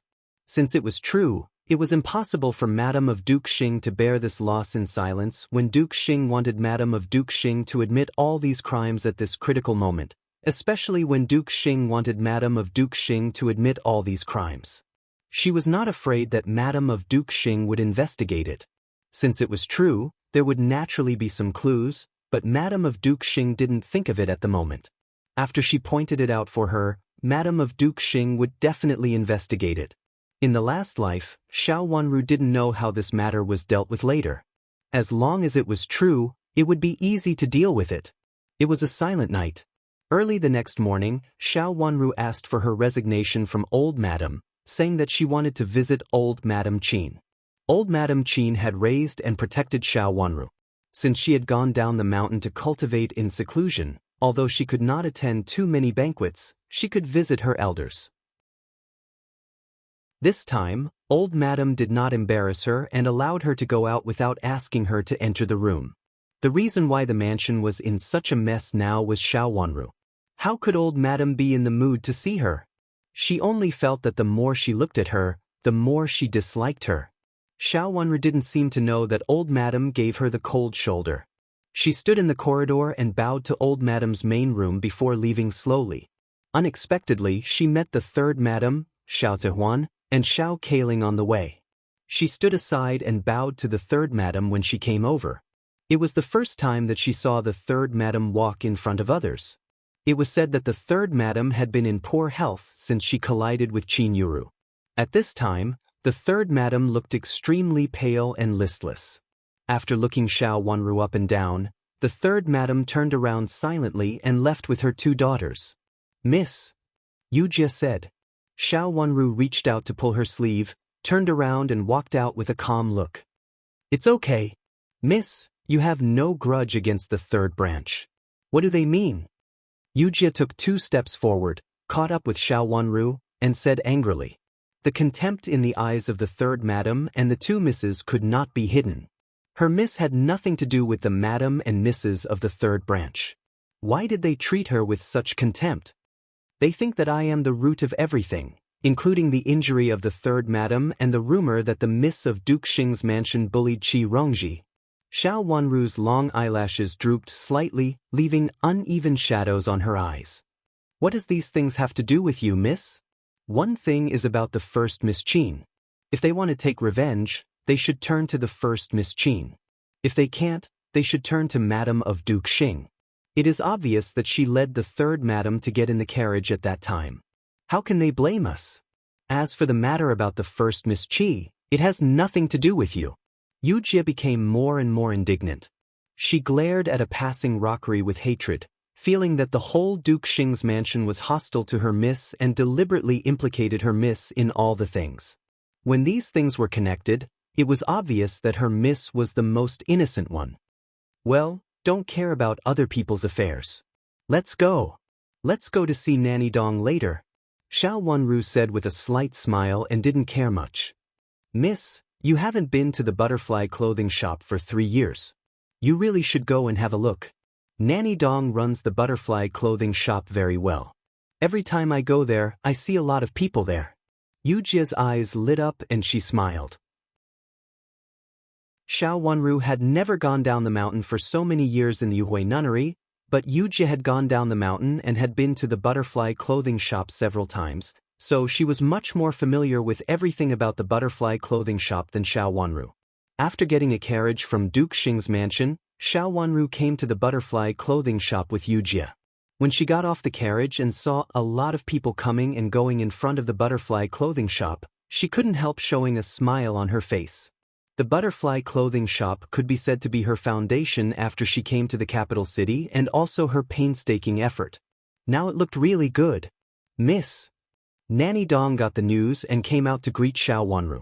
She was very excited to see Xiao Wanru. Xiao Wanru shook her head gently at her, indicating that she didn't have to do this, and then followed Nanny Dong to the top floor with a smile. Nanny Dong also set up an accounting room upstairs. Sitting in the accounting room and looking at the bustling scene at the end of the street, Xiao Wanru felt as if she had fallen into the mortal world again. Sure enough, she had lived a quiet life on the mountain for too long, so long that she almost forgot how lively the mortal world should be. Yu Jie went to the window and lifted the curtain. Their position was higher than that of other shops around, so they were not afraid of being seen when they lifted the curtain. Miss, you come at the right time. The people from Fanglan embroidery shop will come over later. Do you want to meet them? Nanny Dong personally made a cup of tea for Xiao Wanru and suggested. They want to borrow money again? Xiao Wanru immediately understood what Nanny Dong meant. I think so. Nanny Dong nodded and said, when I borrowed money before, I checked their account books according to Mrs. Instructions. There is nothing wrong with their account books, and there is indeed something wrong with their funds. They just need to turn over the money a little, and they have paid back all the money they borrowed before. Xiao Wanru had asked Nanny Dong to keep an eye on Fanglan embroidery shop before, and Nanny Dong had been paying attention to it, especially when Fanglan embroidery shop borrowed money from them. She was very careful when checking the account books every time. Nanny Dong was so cautious that she didn't find anything wrong. She asked a trustworthy accountant to check the account books, and they all said that there was nothing wrong. It was just like an ordinary business. It was just that their capital chain was short for a moment. After this hurdle, they could start winning again. Have you copied them? Xiao Wanru slightly raised the corners of her mouth and smiled sweetly. Yes, I have. I have asked someone to copy the account books I saw. So far, they have copied them several times, but they are not the same account books. Maybe it is because there are too many accounts in and out of the account books. They will change the account books every 3 or 4 months, so they are not using the same account books. Nanny Dong thought for a while and said, this was the only thing she was confused about. The business of Fanglan embroidery shop was so good that it was unbelievable. Nanny Dong was also running her own business, and it was also good. But it was not as good as Fanglan embroidery shop, which only used 1 account book a year. Changing the account books every 3 or 4 months. Xiao Wanru pondered for a moment and asked repeatedly, with her watery eyes blinking twice. It should be a new account book every 3 to 4 months, or it could be changed every 3 to 4 months when the business is good, and a little longer when the business is normal. The reason why I guess so is that there was a loan that was 4 months apart from the previous one, and the account book that was brought later was completely different from the previous one. It should be a new one, but the account book was done very well, and there was no mistake. Nanny Dong told the truth. Because the time between the two loans was a little short, and she had the habit of copying account books, after copying them, she looked through the previous account books and found that there was no difference at all. It could be seen that the account book had been changed. Except for that, Nanny Dong didn't find anything unusual. Are you here to see the supervisor of Fanglan embroidery shop? Xiao Wanru looked around. This was the accountant's room, but the accountant had been invited out. Yes, but there is another place where we can sit for a while. Nanny Dong immediately understood what Xiao Wanru meant. She pointed to a small screen at the corner of the room and said, after thinking for a while, she said, there is an accountant's room below. We can also go down there. The accountant's room below was bigger and easier to hide. There was not only a screen hanging in the corner of the room, but also a curtain. There was a bookcase with some old account books piled up in the bookcase. In fact, there was still a small distance between the bookcase and the screen. If a chair was placed there, people outside could not see it. Let's sit here. When we come, I'll sit there first. The people of Fanglan embroidery shop always borrow money. Is it really for turnover? How did they survive when we didn't help them before? Xiao Wanru's smile was still faint, but there was a trace of deepness in her eyes. Since she knew that the people of Fanglan embroidery shop wanted to do business with her, she had paid special attention to it. She knew about Fanglan embroidery shop because of Madame D. Coincidentally, this Fanglan embroidery shop was Madame D's dowry, and then it was given to Qin Yuru. It became Qin Yuru's dowry and then returned to Duke Yong's mansion. In the last life, Qin Yuru brought back some exquisite embroidery products from Fanglan embroidery shops several times. Most of them were sent to Duke Xing's mansion. Sometimes she would also send 1 or 2 to old Madame Qin. Every time this happened, old Madame Qin would call her over and secretly give them to her. When Fanglan embroidery shop came to the capital city this time, it was said that Duke Yong's mansion said that Madame D's dowry was at a loss. Not only had they taken care of Madame D for so many years, but they had also given a lot of money to Madame D and asked Madame D to return the money to Duke Yong's mansion. Now this embroidery shop seemed to be profitable. She really wanted to see what it meant. Chapter 678. A steward came from Fanglan embroidery shop. She was about 30 years old. She was very thin and looked a bit capable, but her smile was very friendly. When she saw Madame Dong coming out of the room, she immediately took 2 steps forward and greeted her with a smile. Madame Dong, you're so polite. I can come here by myself. We've been partners for many years. There's no need for this kind of courtesy. Steward Xiao, you're welcome. Please. Madame Dong smiled and led her into the room. When they got into the room, the 2 of them were seated according to the guest and the host. The little maid served tea and left. Madame Dong, I may have to trouble you again this time. Steward Xiao took out an account book with familiarity and sent it to Madame Dong. Look, this is our recent account book. In the past 3 years, Steward Xiao had come to borrow money more than once, and the 2 of them were also familiar with their respective procedures. In the past 3 years, Fanglan embroidery shop's credit was indeed good, and they had never failed to repay it. Sometimes they were a little late for a few days, but when they got the money, they would immediately pay it off. The 2 families were on good terms with each other. How much do you want to borrow this time? Madame Dong didn't take the account book. She frowned and said with some embarrassment. What's wrong? Can't Madame Dong get the money this time? Steward Zhao's heart skipped a beat. They were all smart people. Sometimes their eyelashes were empty.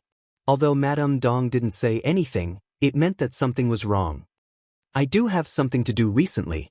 I'm afraid I can't get the money for a while. Madame Dong frowned more and more and said with a wry smile, Steward Xiao, if you come to borrow money, I will definitely lend it to you, but this time, what happened? Steward Xiao asked with concern. There are indeed some things. Steward Xiao, you also know that our boss is not a big shot in the government. It's inevitable that there will be some inconveniences. Madame Dong said implicitly. Are you embarrassed by someone in the government? Or did they confiscate the goods? Steward Xiao became more and more concerned and asked eagerly. Most of the difficulties in doing business were in these two aspects. In fact, it's not a big deal, but for my shop, it's really a big deal. My boss is now. It's a little difficult to continue for a while. Madame Dong sighed, reached out to rub her forehead, and sighed, it's just a woman's business. Why do you want to embezzle a woman's business? Even if it's a woman's business, to a merchant, it's fine as long as it's profitable. There's no need to care whether it's a woman's business or not. Manager Xiao explained with a smile. A woman's business was indeed less eye-catching than a restaurant or a hotel, especially a shop that had just arrived in the capital. It had an unstable foundation and was in urgent need of help. She had considered this reason when she chose Butterfly Clothing Shop. But he didn't expect that the supervisor of Butterfly Clothing Shop was so good at making money and had never done anything beyond her ability in the past 3 years. Now that something had happened, it was very beneficial to their family. I didn't earn much. It's really unexpected. Madame Dong sighed again and shook her head helplessly. It seemed that she was really tired. Steward Zhao's heart skipped a beat. She reached out to hold Madame Dong's hand and said very sincerely, Madame Dong, in the past 3 years, we've been getting along well. In the past 3 years, you've also helped us a lot.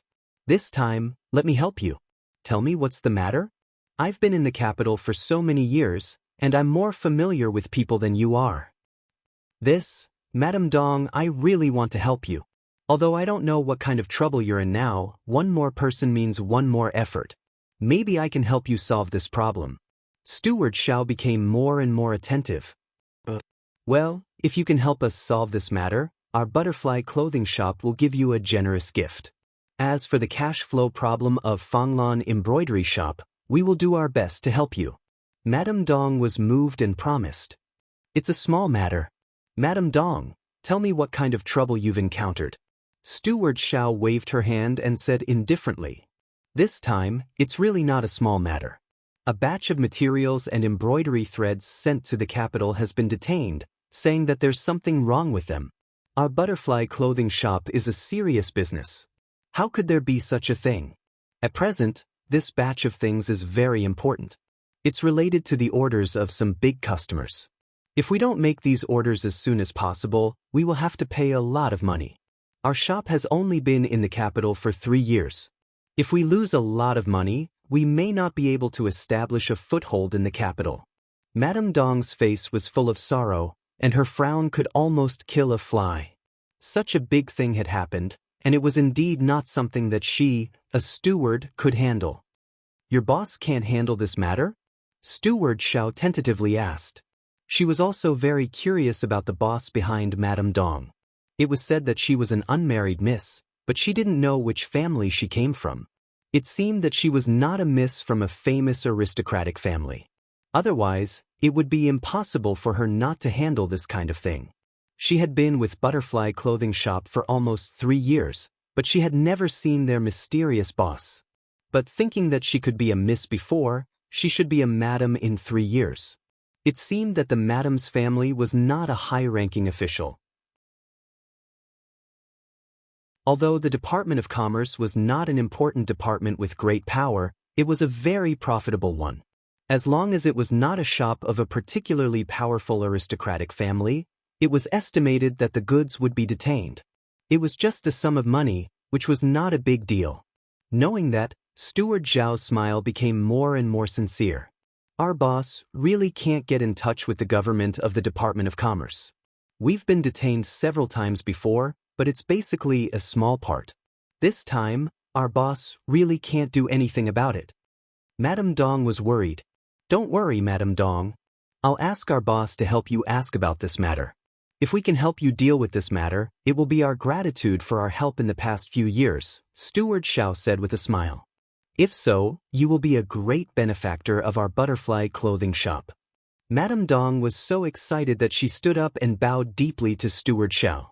You're welcome, Madame Dong. Before the matter is clear, it doesn't matter. I'll go back first. As for my matter, we'll talk about it after your matter is settled. Steward Xiao stood up to support Madame Dong and said with a straightforward smile. Her words were very pleasing, and Madame Dong nodded repeatedly, unable to hide the excitement in her eyes. After sending Steward Xiao out and returning, Xiao Wanru was already sitting in the main seat, and Yu Jie poured tea and served it again. Xiao Wanru picked up the tea at hand and took a sip. Then she slowly put down the cup in her hand. Her long eyelashes fluttered twice, and she raised her delicate little face slightly. Is it routine to detain the goods this time? Just now, when she heard that someone from Fanglan embroidery shop had come, she asked Madame Dong to deal with it in this way. In the past 3 years, there had been many incidents in the Department of Commerce, but it was not a big deal to send some gifts. Xiao Wanru didn't have any helpers, but Chu Luchen did. Moreover, it was not obvious. As long as she did something, no one would be in trouble. This was also an important reason why Butterfly Clothing Shop had not had any major incidents in the past 3 years, and it had not been deliberately embarrassed by any official. It is indeed routine. If there is no mistake, the goods will be delivered in 2 days. Madame Dong reported. Xiao Wanru gently rubbed the teacup a few times and said, "Let Steward Xiao handle this matter. I want to see the strength of Fanglan embroidery shop. As for the goods, you don't have to worry. They will be delivered naturally, but they can be detained for a period of time recently. No matter who comes to investigate, you just have to tell the truth." At this time, she had already made up her mind. She not only wanted to detain this batch of goods, but also wanted to see who would help her and who was behind Fanglan embroidery shop. It couldn't be Qin Yuru, because she didn't have enough confidence. At the beginning, this embroidery shop was said to be Madame D's dowry, but Madame D had never been in charge of it, so she followed Qin Huayong to Jiangzhou. Then it was on the list of Qin Yuru's dowry. But from beginning to end, this shop had been in the hands of Duke Yong's mansion and had never changed owners. Not only had it not changed owners, but they also wanted to get a sum of money from Qin's mansion as compensation. Whether it was profit or loss, it was all Duke Yong's mansion who had the final say. But this made Xiao Wanru have a new question. Originally, she just wanted to check the account of this shop, but she didn't expect that now she increasingly felt that things were not what she saw on the surface. There was obviously a big problem with this shop. If Duke Yong's mansion coveted Madame D's shops, why did they give them to Madame D as dowry at that time? If they didn't give them to Madame D as dowry, they would always be in the hands of Duke Yong's mansion. No matter what happened, whether they won or lost, it had nothing to do with others. What was the current situation? It was not just a matter of winning or losing. There was obviously something hidden in it. Everyone had seen the decline of Duke Yong's mansion. Even if they were from the business government, they might not be able to let them go. Where did Supervisor Xiao get the confidence to believe that this matter would be successful? The business yamen was indeed not a yamen with real power. It was not worth mentioning in terms of official power, but in terms of business, it was a highly respected yamen. Some descendants of aristocratic families would even practice in it, and even some descendants of the royal family would take part in it. How could Duke Yong's mansion be so confident? Xiao Wanru reached out and flipped through the account book on the table. The steward of Fanglan embroidery shop was indeed confident. She put the account book here. Before the matter was settled, she dared to do so.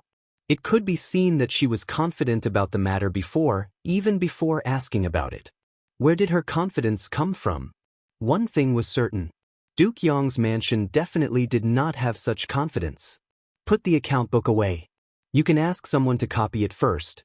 You don't have to worry about the business of the business government. Xiao Wanru stood up and told her again. Don't worry, Mississippi. I know. Madame Dong nodded in agreement. She had always been convinced of her master's ability. At such a young age, she could really gain a foothold in the capital city. Now her identity was even more extraordinary. How could Madame Dong not agree with her master? Seeing that Xiao Wanru wanted to leave, she hesitated for a moment and finally said, "Miss, I have one more thing to report."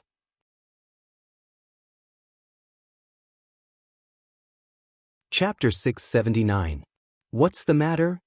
Xiao Wanru stopped and looked at Nanny Dong. Nanny Dong dodged her eyes and looked more hesitant. For a moment, she didn't know where to start. If Nanny Dong thinks of anything, you can directly send a message to R in Great Elder Princess's mansion. Xiao Wanru said with a smile and didn't ask further. Looking at Nanny Dong, she knew that she didn't want to say it now. Duke Xing's mansion was too complicated. She didn't want the people of Duke Xing's mansion to know that butterfly clothing shop belonged to her. It was much better to send a message to R in Great Elder Princess's mansion and then ask her grandma to send the message to her than to Duke Xing's mansion directly. "Thank you, miss." Nanny Dong relaxed and bowed sideways to Xiao Wanru. Xiao Wanru nodded with a smile and left with Yujie. When they got in the carriage, Yujie asked, "Miss, is there anything difficult for Nanny Dong?" "There should be." Xiao Wanru nodded and looked out of the window through the gauze curtain. She suddenly thought of something. She had seen a figure at the gate of Butterfly clothing shop a long time ago. Was there something else? She didn't remember who it was at that time, but she suddenly remembered it these days. There was a little coldness in her watery eyes. If what she guessed was true, what she said just now had indeed helped Nanny Dong. Since this matter was related to her, she had to make preparations early. She trusted Nanny Dong, not only because they got along well with each other in this life, but also because she knew something in her last life. If what she guessed was true, it was no wonder that Nanny Dong could enter the Imperial Palace in her last life. How could a business girl enter the Imperial Palace? Someone must have recommended her repeatedly. In the past 3 years, she almost forgot about it. If it weren't for Nanny Dong's hesitant eyes just now, she really wouldn't have remembered it. Dong Xiu is married. Do you know which family she married? I don't know. I'll inquire about it next time. I only heard that it was an ordinary family with some official titles. I don't know the details. Yujie thought for a while and said, Miss had always paid attention to Nanny Dong and had never cared about Dong Xiu. She only knew that Dong Xiu had married a good man and seemed to be a scholar. She didn't know anything else. Go and check it out. Xiao Wanru narrowed her watery eyes and nodded. After going down the mountain this time, she had to straighten out some complicated things and eliminate some hidden dangers that she couldn't eliminate before. She was still young before, so it was inconvenient for her to deal with some things, but now it was the right time. Now, he had to bring up some old matters. Coming to Qin Manor today was the first step. The Qin residence was still in its original location, but it was much larger than the original place. It was said that the surrounding houses had also been merged. Qin Huaiyong was very trusted by the emperor. Although he was not promoted, this trust was not something that other officials could look down on. Therefore, the scale of the Qin residence had increased a lot. The carriage stopped at the gate of Qin's mansion. Someone had already gone in to report it. Hearing that Xiao Wanru had come, Shui Rulin came out to welcome her in person. Seeing Xiao Wanru get off the carriage, Shui Rulin's eyes turned red. Wanru! Aunt Shui! Xiao Wanru stepped forward and bowed deeply to Shui Rulin respectfully. Shui Rulin tried hard to suppress the bitterness in her nose and helped her up. Get up, get up. Then, he pulled her along and walked inside. Although the two of them were no longer mother and daughter, their affection for each other had not dissipated. When Xiao Wanru went to the Yuhui nunnery that day, Shui Rulin and old Madame Qin would go to the Yuhui nunnery to visit her from time to time. They still treated her the same as when they were in Qin's mansion. How is Grandma? Xiao Wanru asked as she walked in. Good, it's not a big deal. Mingqiu Nun prescribed me a few more doses of medicine before, and I'm a little stronger than before. Shui Rulin nodded repeatedly. Seeing that Xiao Wanru's face was still a little pale, she felt sad. Xiao Wanru's face had always been rosy and bright, but now it looked a little pale. It was obvious that she had not lived a good life in Duke Xing's mansion. Thinking of this, she felt sad. If it were not for the fact that Duke Xing's mansion insisted on recognizing Xiao Wanru, she would have preferred to raise Xiao Wanru herself. Xiao Wanru's eyelashes fluttered twice and she smiled sweetly. Although her face was a little pale, her lips were still red without any makeup, which made her delicate face as white as jade look breathtakingly beautiful. When she didn't smile, her beauty would seem cold, but when she smiled, it was like 100 flowers blooming, extremely charming. How is Aunt Shui? Where's Brother Xian? Xiao Wanru asked with a smile. I'm in good health. I'm fine. Brother Xian is very naughty. He's at my mother's place now. Shui Ruolin answered one by one with a smile.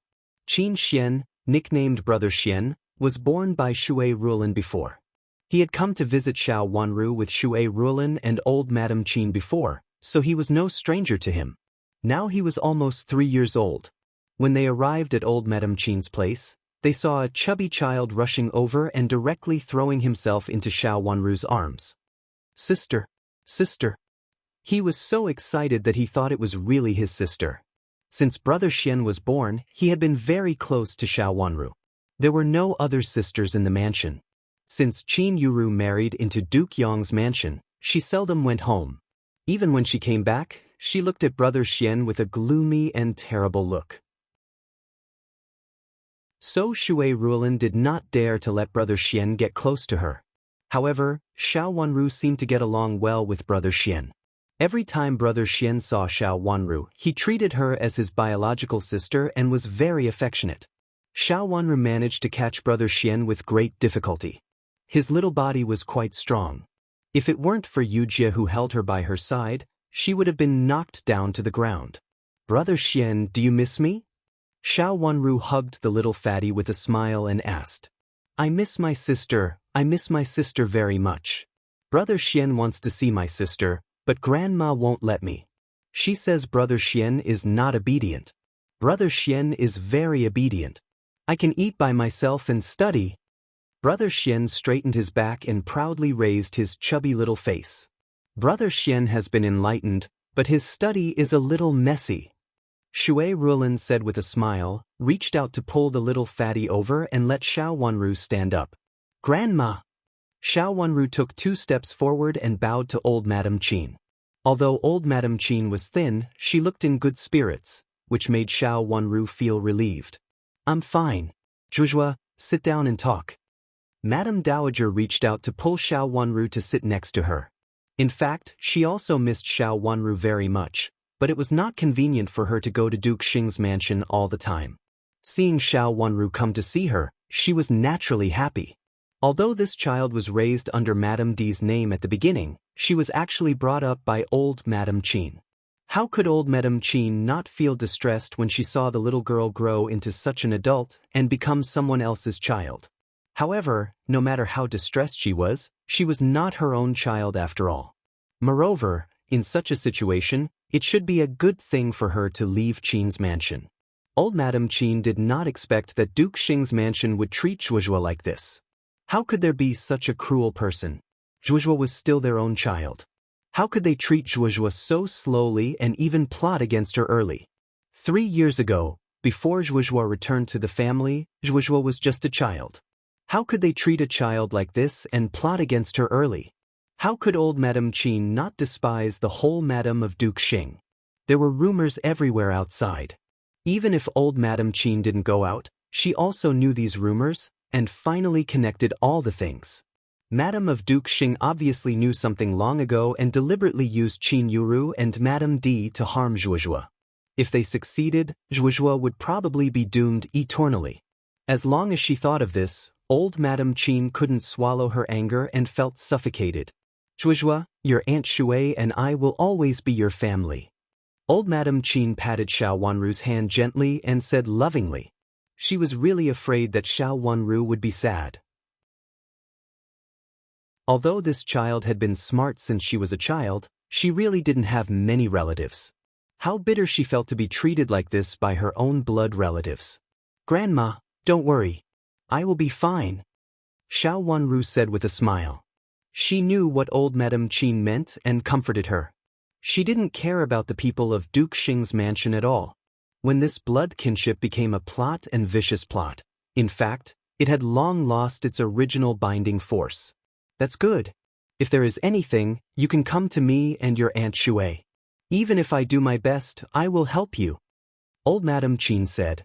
Shui Rulin sat down beside her with the little fatty brother Xian in her arms and said with a smile, "It's inconvenient for you to deal with something. Aunt Shui will help you."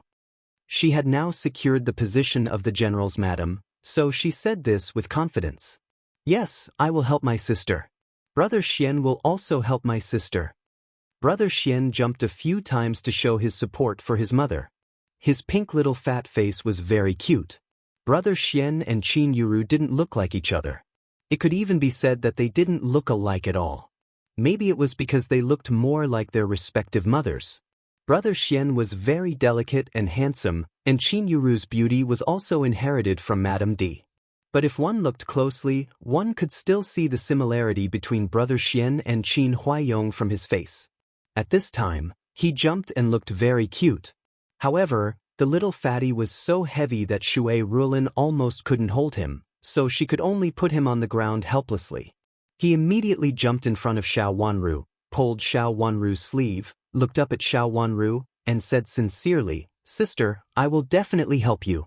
Such a silly and cute look of a little adult made everyone present laugh.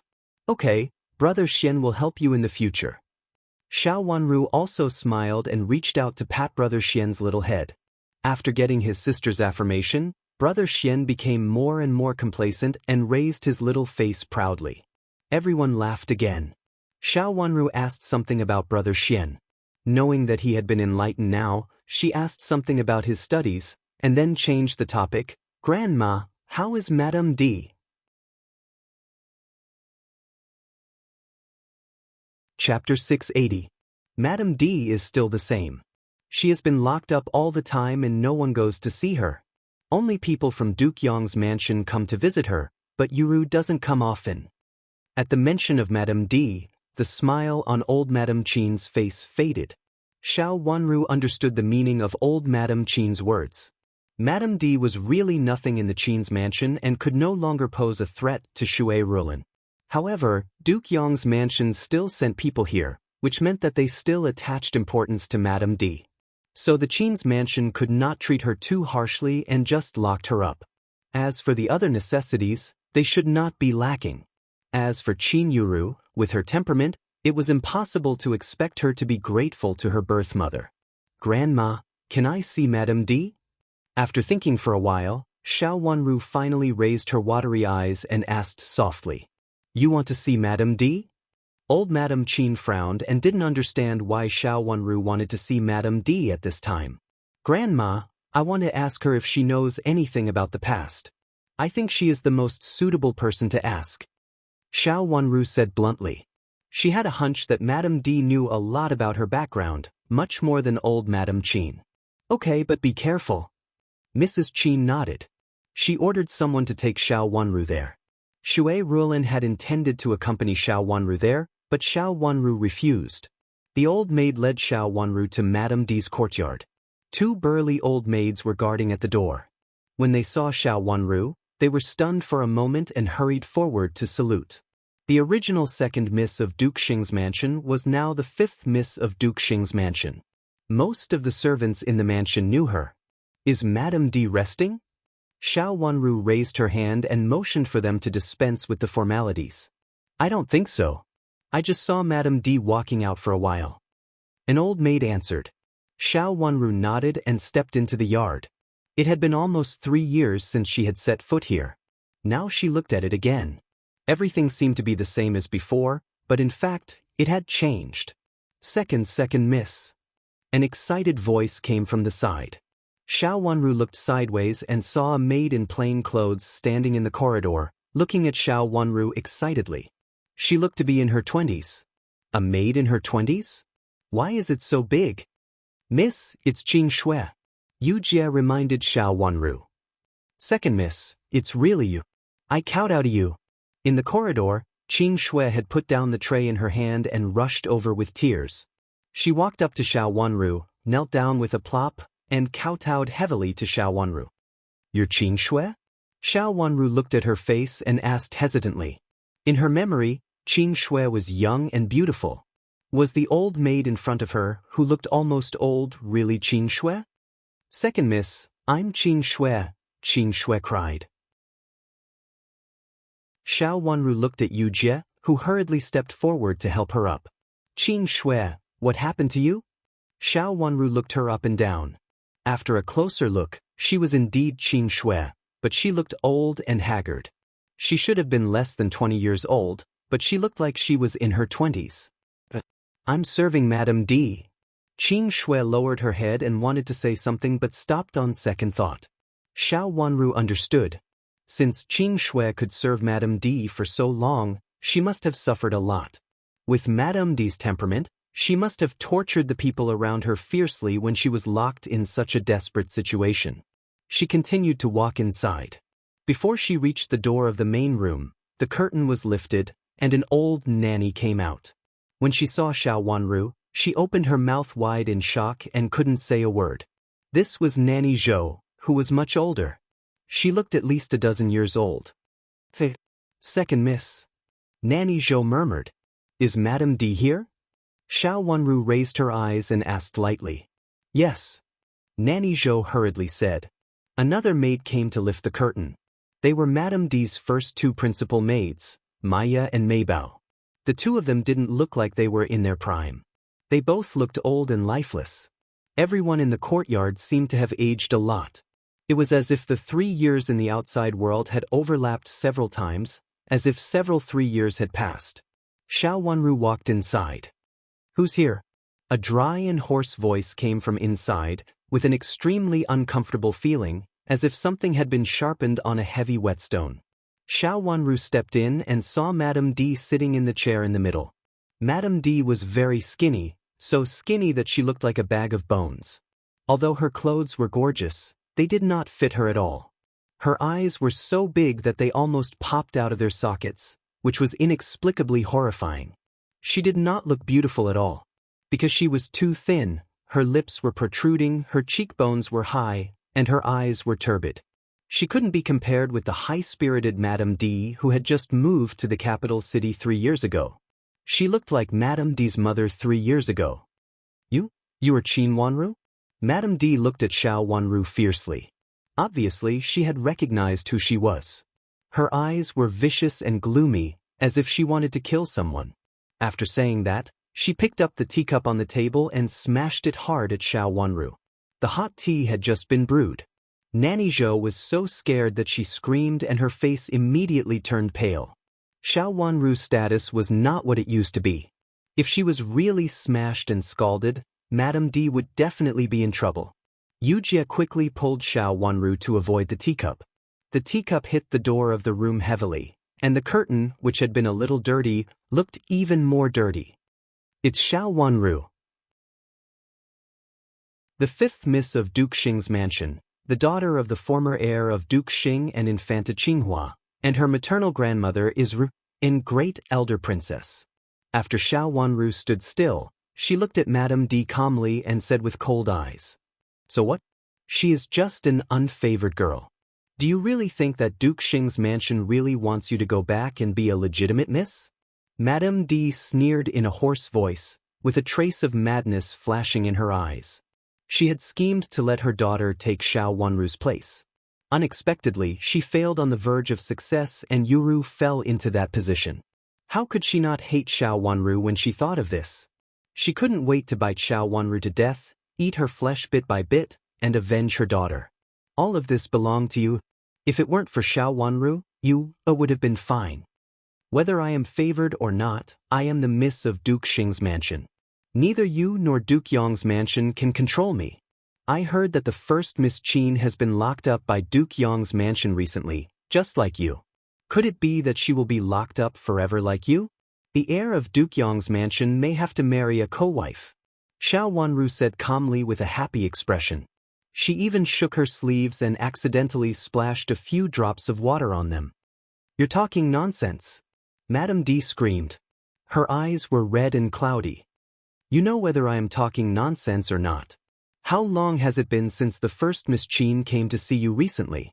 If she hadn't been locked up, do you think she wouldn't have come to see you? Xiao Wanru still said leisurely, as if she didn't find that Madame D was driven crazy by her. Qin Yuru did not come to see Madame D for a long time. Madame D was living a hard life now. She almost counted the days and looked forward to Qin Yuru coming to see her every time. However, Qin Yuru didn't come. She did wait for a long time and had a lot of guesses. However, at the thought that it was her mother's mansion, she felt that it would be fine. Nonsense. It will be fine. Absolutely nothing will happen to her. Madame D screamed crazily. Her voice sounded as if she was going to break her throat. Even so, her voice was not high, but it was full of an uncomfortable feeling. Her throat must have been injured in the past, so that it had not fully recovered until now. You should know whether I am talking nonsense or not. Madame D, it should be your retribution that you were hurt by your own daughter. You wholeheartedly helped Qin Yuru to hurt me, but in the end, you were abandoned by your own daughter and almost died in her hands. It should be a good feeling. Xiao Wanru's tone became more and more calm, but the meaning of her words made Madame D tremble all over and almost lose control. She pulled the railing of the chair with her fingers convulsively and shivered all over. Nonsense. Her sharp voice almost hurt everyone's ears in the room. You know whether I am talking nonsense or not. Your daughter is so vicious, and now she is going to be despised by Child D. She will soon follow your old path and have to be confined in the backyard. Madame D, this is also your own sin. You want to pretend to be my father's daughter? It's a pity that you didn't succeed, but let Madame of Duke Xing take advantage of you. Xiao Wanru sighed softly this time with a trace of smile flashing in her eyes, but her eyes were cold. After saying that, she turned around and was about to leave, as if she didn't want to talk to Madame D anymore. She took advantage of me? Madame D grabbed the railing of the chair with her knuckles turning white, which showed that she had exerted a lot of strength. Of course. Madame of Duke Xing always gets what she wants in Duke Xing's mansion. Madame D should know what kind of person she is, right? I heard that Madame of Duke Xing put all the blame on the first Miss Qin, and it was Qi Rongji who testified. First Miss Qin is really doomed this time. Xiao Wanru said. After saying that, she turned around and left without talking to Madame D, as if she came here this time to see Madame D's miserable appearance. With the hatred between her and Madame D, it was normal for her to do so. Miss, please save me. Qing Shui knelt down at the door with a plop and begged Xiao Wanru. In fact, not only her, but several people who stayed in the yard with Madame D were almost driven crazy by Madame D and wanted to leave. Even Nanny Zhou also wanted to leave. It was said that she would also leave after making some arrangements. Xiao Wanru glanced at Qing Shui calmly and didn't ask Yujie to help her up this time. I will tell Aunt Shui about your matter. You can be transferred to another yard, but you can't completely ignore this place. Qing Shui understood and was immediately overjoyed. She kowtowed to Xiao Wanru hard and said, Thank you, Mississippi. Thank you. Even if I am transferred to another yard, I will continue to serve Madame D.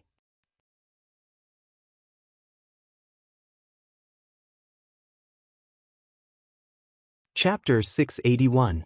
Qing Shui was forced to come back to serve Madame D at the beginning, and she was willing to work for Xiao Wanru secretly. However, things happened one after another. The biggest change was that Xiao Wanru became the miss of Duke Xing's mansion, and then she went to the Yuhui nunnery to cultivate in seclusion and no longer intervened in the affairs of Qin's mansion. Madame D was also seriously injured at that time, and she might not even survive. Xiao Wanru didn't expect that she would torture the people around her so viciously. Xiao Wanru didn't expect that Madame D still tortured all the people around her. Needless to say, Duke Yong's mansion was behind this. Duke Yong's mansion seemed to be declining and inconspicuous, but it seemed to be everywhere. The interests of Qin's mansion and Duke Yong's mansion had always been closely linked. After so many things, they could still get along like this. The meaning behind this was thought-provoking. Although Qin Yuru was Madame D's biological daughter and the only granddaughter of old Madame of Duke Yong's mansion, she attached too much importance to this granddaughter, even more than to her own grandson. Was this really a normal phenomenon? It was said that the heir of Duke Yong's mansion had abandoned himself to despair. Almost as soon as he had time, He would go out to indulge in debauchery and did not even come back at night. He was a playboy, a good-for-nothing playboy. In the last life, although Di Yen was also a playboy, at least he didn't sound hopeless. With the background of Duke Yong's mansion, Ning Yuan Army General's mansion and Duke Xing's mansion, he still steadily embarked on an official career and got along well with Qin Yuru outside. But now, everything had changed and he was no longer the same as before. Duke Yong's mansion attached so much importance to Qin Yuru. Was it really what they saw on the surface? In addition, with Madame D and Qin Yuru's dowry, she always felt that there was something wrong. This time she came to find out. She wanted to see what trump card Madame D had not shown. This trump card was the final answer to Qin Yuru's protection, and this trump card must be amazing. Qin Yuru had lost her reputation to such an extent, but Duke Yong's mansion still tried to protect her. Xiao Wanru didn't believe that Duke Yong's mansion would be so benevolent.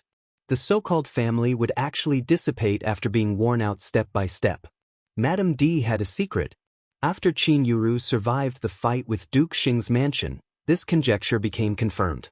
However, this secret was disadvantageous to Shui Rulin and old Madame Qin. Madame D knew this secret. Since Duke Yong's mansion could keep an eye on Qin Yuru and not use her as a shield, it could also be used to deal with Shui Rulin and her grandmother. She would never allow such a thing to happen. There must be a secret.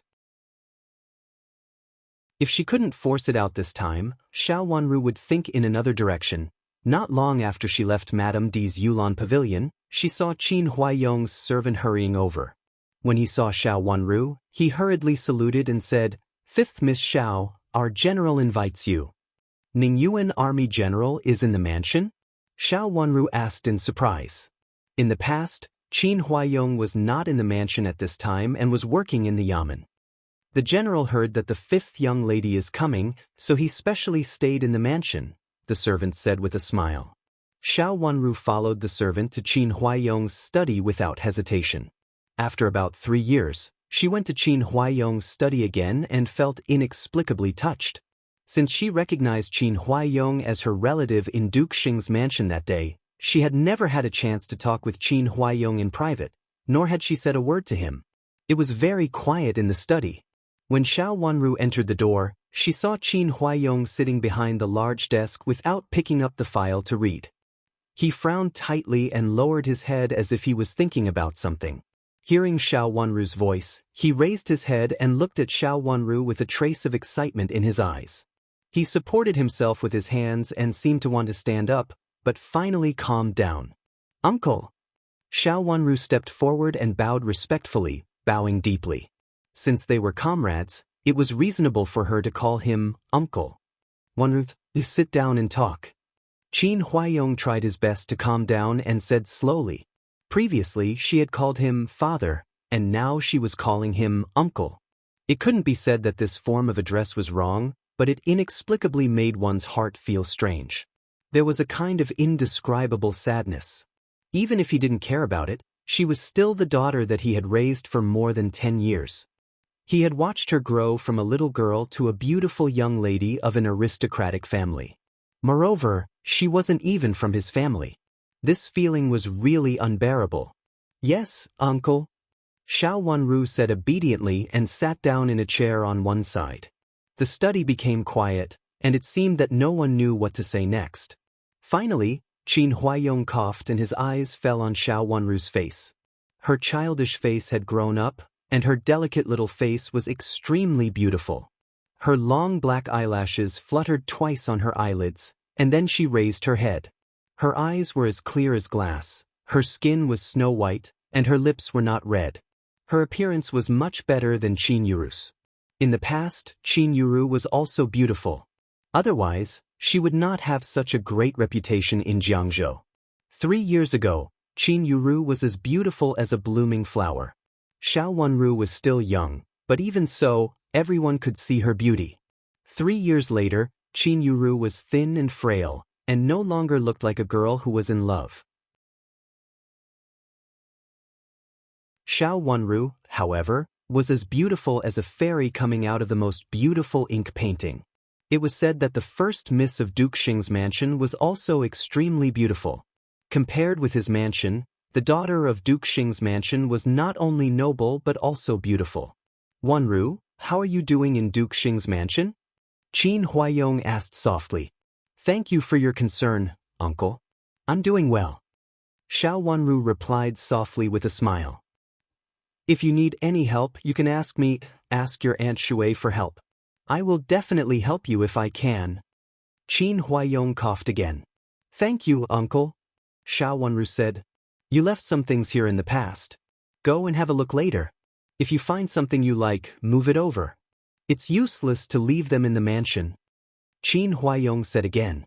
He didn't expect what happened at that time. Later, Xiao Wanru only asked someone to move a small part of her things. If Jifang Pavilion was also empty, there were still many things that Xiao Wanru used at that time. Thank you, father. I know. I'll go and have a look later. Xiao Wanru responded gently to Qin Huayong's words. It was just that this response was mostly polite. It seemed that the two of them were just familiar strangers.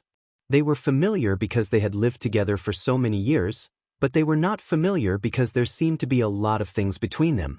Some things were gone and it was difficult to find them again, even if it was the former family affection.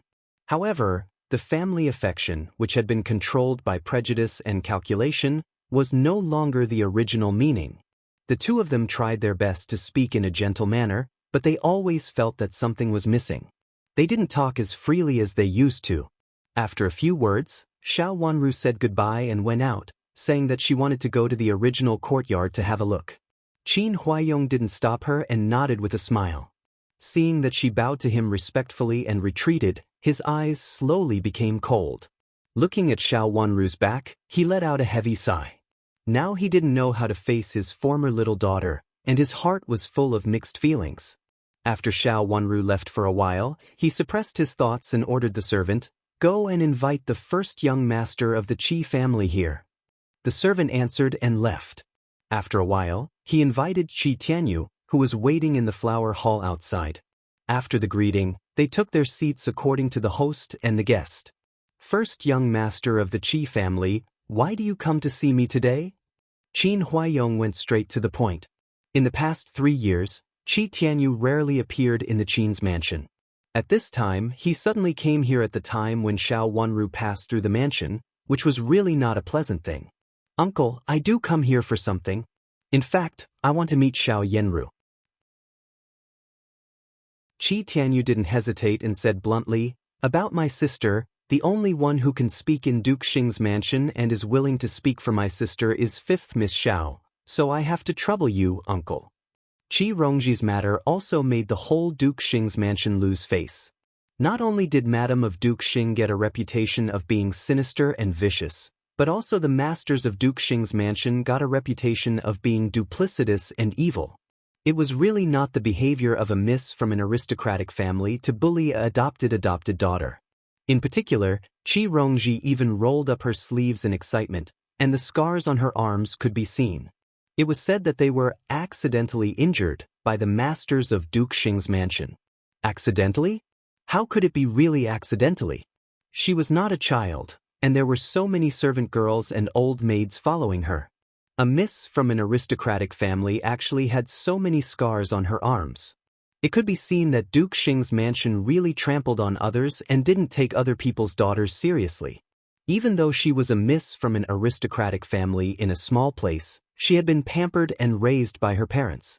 If they didn't like her, they could refuse to recognize her as their adopted daughter, and they didn't force her to do so. At that time, they even used Qi Rongji as a shield. Once the shield's function was over, they actually mistreated her and even ruined her marriage to such an unworthy person. It was really too much. It has nothing to do with Wanru. Qin Huayong said in a deep voice. All the masters of Duke Xing's mansion had the possibility to mistreat Qi Rongji, but Xiao Wanru didn't, because she was not in Duke Xing's mansion and had a good reputation. Of course it has nothing to do with 5th Miss Xiao, but my sister's current situation also has something to do with her bad reputation. My sister is not young, and she has done such a thing and fallen out with Duke Xing's mansion. In the future, her marriage. Qi Tianyu sighed heavily, then stood up again and bowed deeply to Qin Huayong. Uncle, I hope you can give me a chance to meet 5th Miss Xiao and ask her to help me reconcile. I can't let my sister be alone for the rest of her life. This seemed to be reasonable, but Qin Huaiyong didn't agree directly. His eyes fell on Qi Tianyu's face and he began to examine him. Did Qi Tianyu really mean this?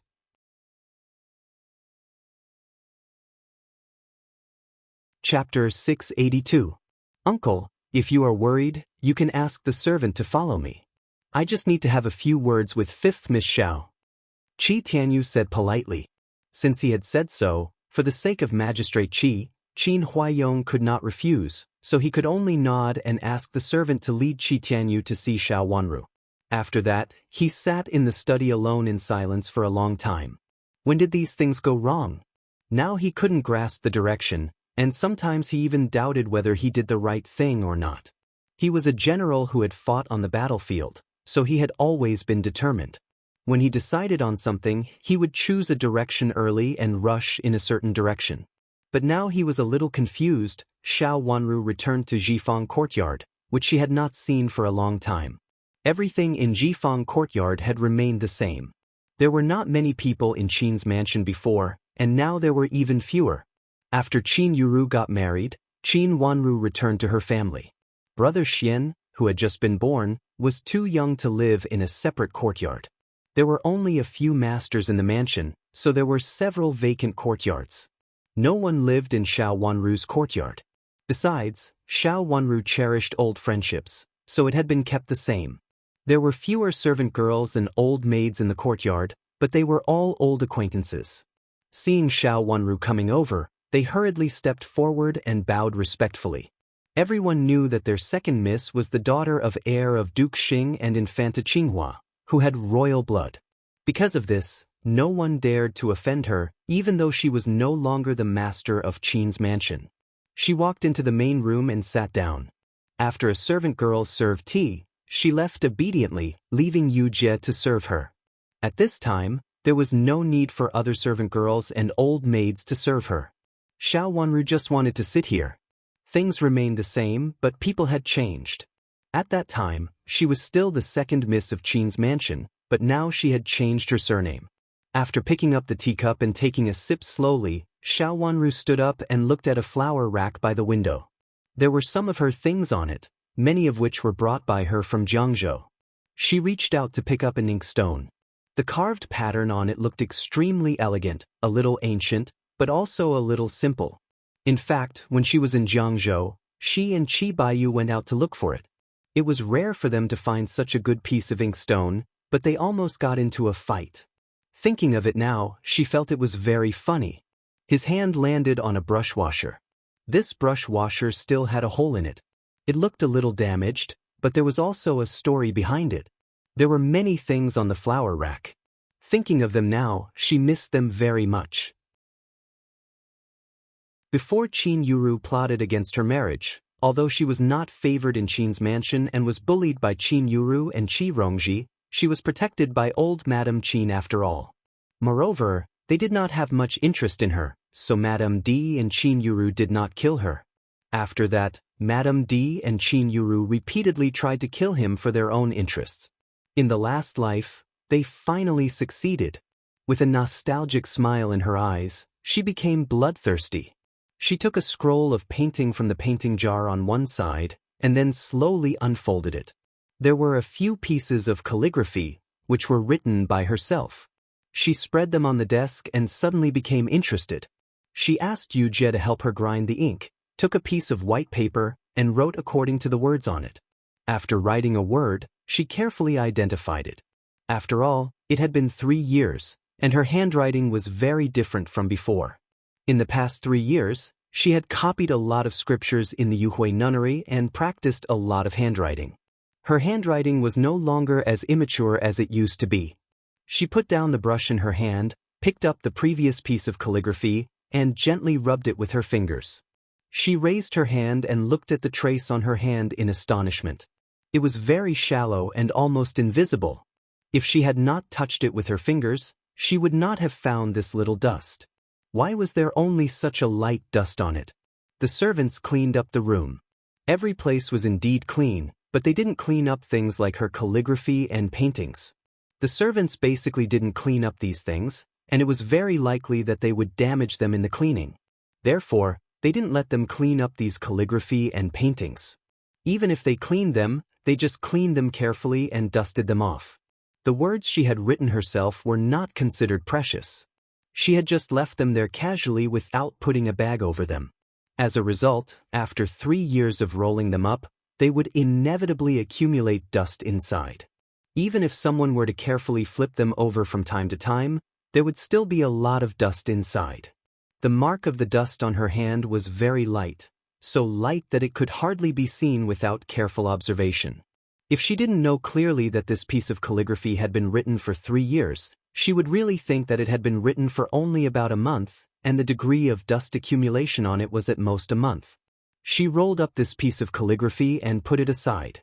She took another piece of calligraphy and reached out to touch it after looking at it. It was also very light.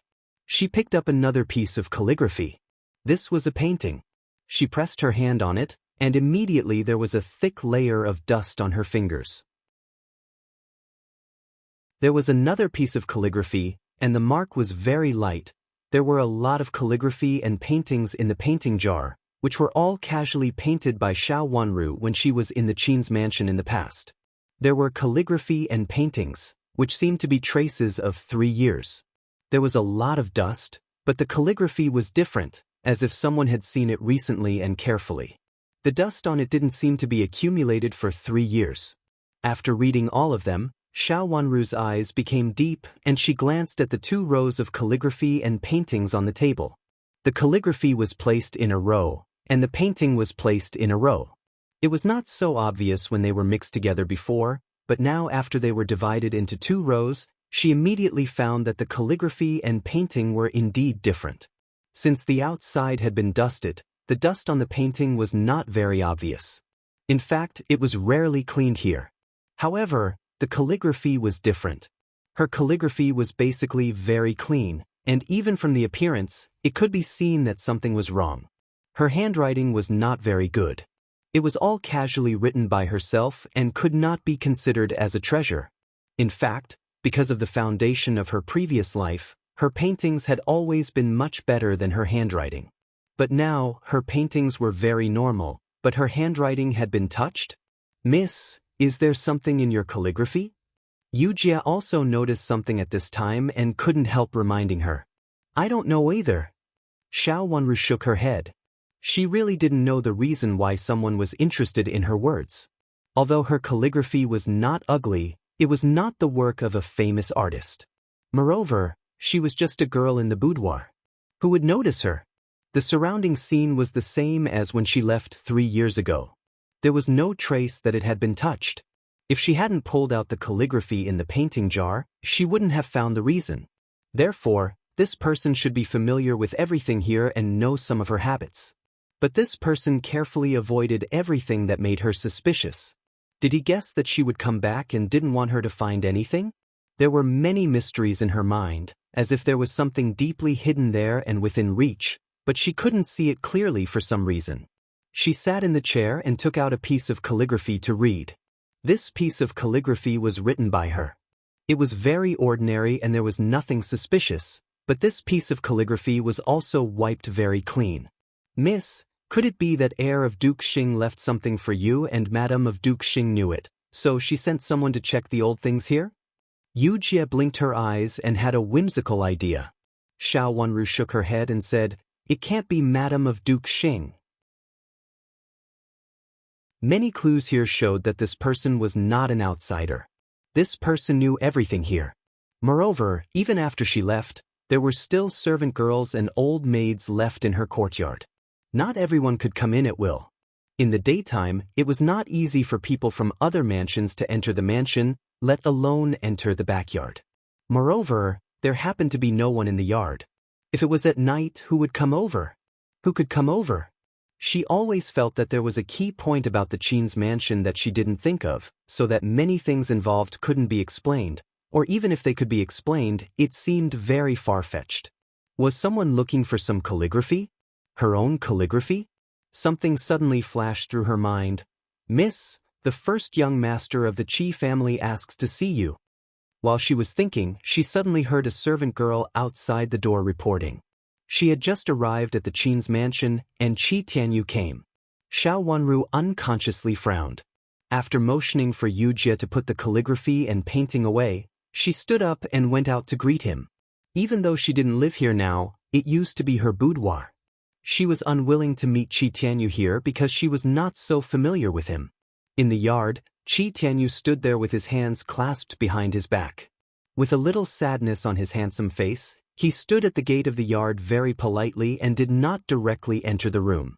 There was a servant standing beside him, who was a servant of the Qin's mansion. He should be a servant of Qin Huayong. It seemed that Qin Huayong had agreed to let Qi Tianyu come here, which made her feel inexplicably uncomfortable. Hearing the voice behind him, Qi Tianyu turned his head and looked at Xiao Wanru, who was walking down the steps, with a trace of inexplicable sadness in his eyes. Fifth Miss Xiao. Before Xiao Wanru bowed, Qi Tianyu had already bowed deeply. Xiao Wanru stood a few steps away, looked at Qi Tianyu indifferently, bowed sideways, and then said in a businesslike manner, "What's the matter, Your Excellency Qi? If you have something to do, you should go to Duke Xing's mansion. The matter of the first Miss Qi has nothing to do with me. I don't know what kind of life she has been living in Duke Xing's mansion." Such an excuse and distancing herself from Qi Tianyu looked extremely ruthless, especially her bright and shimmering eyes, which were like a cold lake with ripples but no warmth. She looked at Qi Tianyu without any politeness and euphemism. This was what Qi Tianyu wanted to say, but Xiao Wanru said it. Even Qi Tianyu, who had always been wise, sometimes couldn't speak at this time. After a long while, he smiled helplessly and said, "Fifth Miss Xiao, do you bear a grudge against me? If so, I'm here to apologize to you, and I'm willing to clear up your doubts and ask for your forgiveness."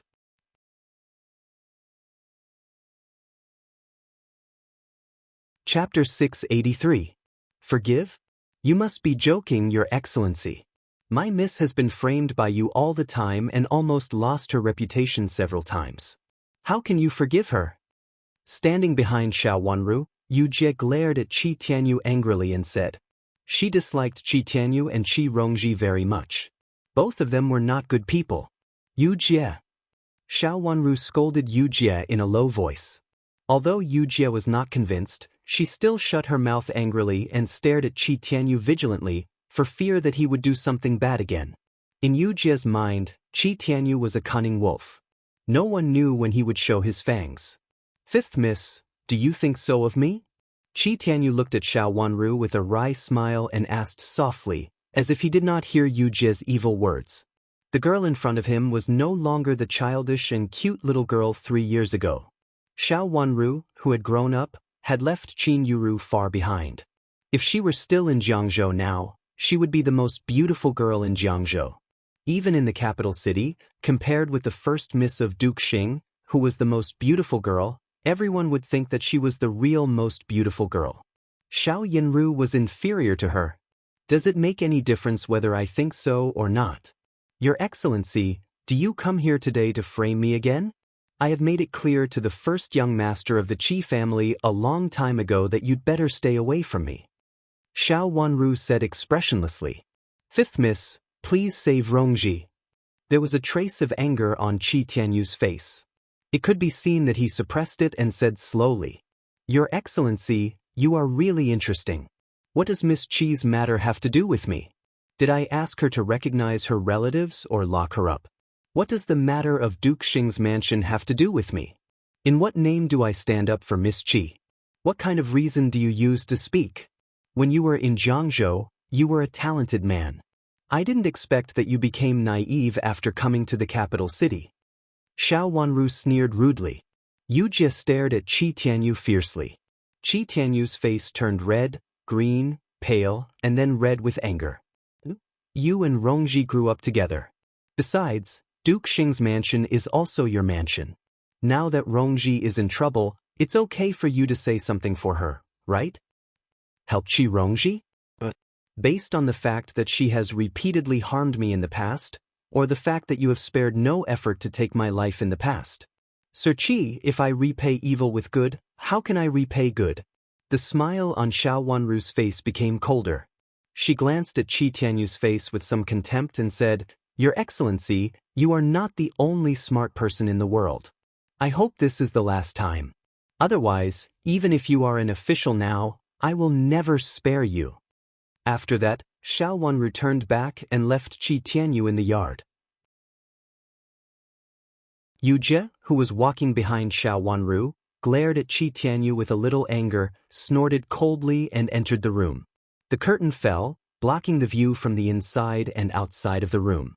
Qi Tianyu was so angry that his face turned livid. If he hadn't been in the capital city for 3 years and had been involved in official affairs for a while, he would have lost control long ago. He glared coldly at the curtain, his eyes cold and sinister. Young Master Qi, let's go back. Seeing that the situation was not good, the servant hurriedly reminded him. As a servant of Qin's mansion, he naturally had to make plans for Qin's mansion. He couldn't let young Master Qi really quarrel with Fifth Miss in his mansion. He had seen clearly their attitudes just now. It was obvious that they were like fire and water, and it was impossible for them to compromise. Although the servant was from the capital city, he had learned part of what happened in Jiangzhou from the servants he brought from Jiangzhou. He knew the past of young Master Qi, first Miss and second Mississippi. The servant felt strange. Why did young Master Qi think that Fifth Miss Xiao would help him now? Thinking of how they treated Fifth Miss Xiao at that time, it was good enough that she didn't hit him when he was down. How could he ask Fifth Miss Xiao for help? Considering the grudge between them, how could it be possible? Qi Tianyu glared at the curtain with hatred. After a long while, he turned around and said, Let's go. After saying that, he turned around and walked out, and the servant hurriedly followed him. Miss, let's go. Yu Jie, who was behind the curtain, had been paying attention to Qi Tianyu in the yard. Although she knew that Qi Tianyu would not lose his mind, it was understandable if the former first young master of the Qi family really did something stupid after being provoked by her Mississippi. So she had to be careful. It's just a pretense. Of course, he will leave. Xiao Wanru sat leisurely in front of the table and said with a happy look, which was completely different from her cold look in the yard just now. Why on earth did he come here?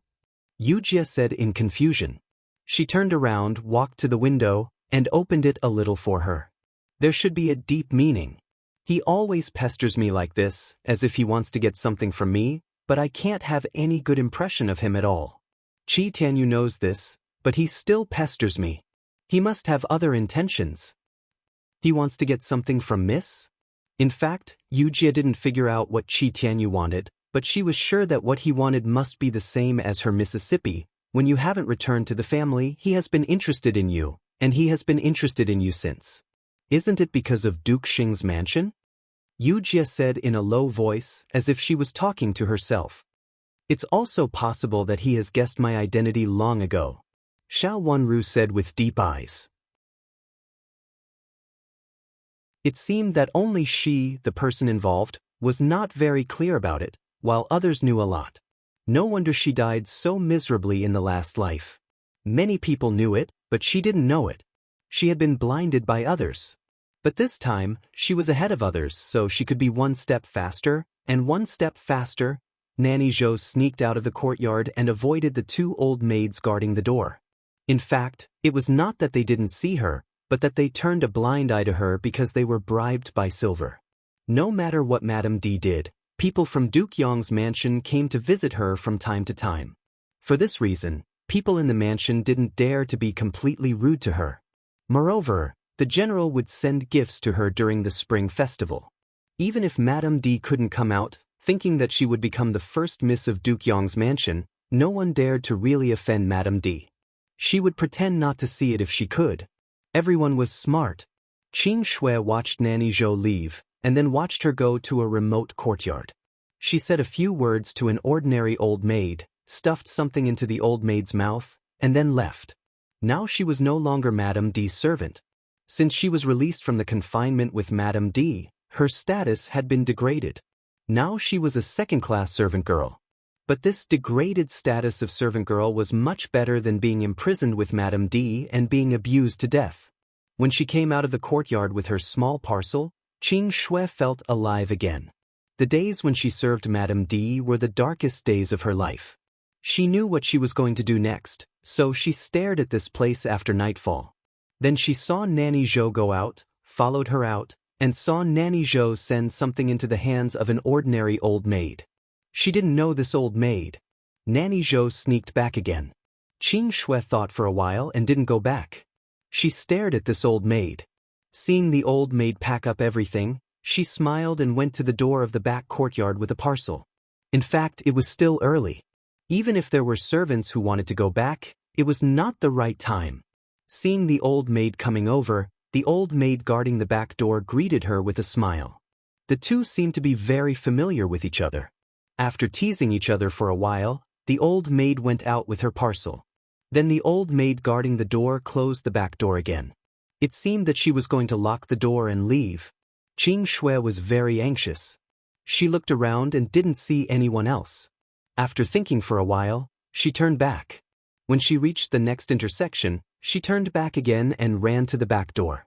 When she arrived at the back door, she almost couldn't breathe. She held the small tree beside the door, gasped loudly, and wiped the sweat on her face with one hand. "You are." The old maid at the back door looked her up and down and didn't recognize her for a moment. When Qing Shui followed Xiao Wanru, she was not important.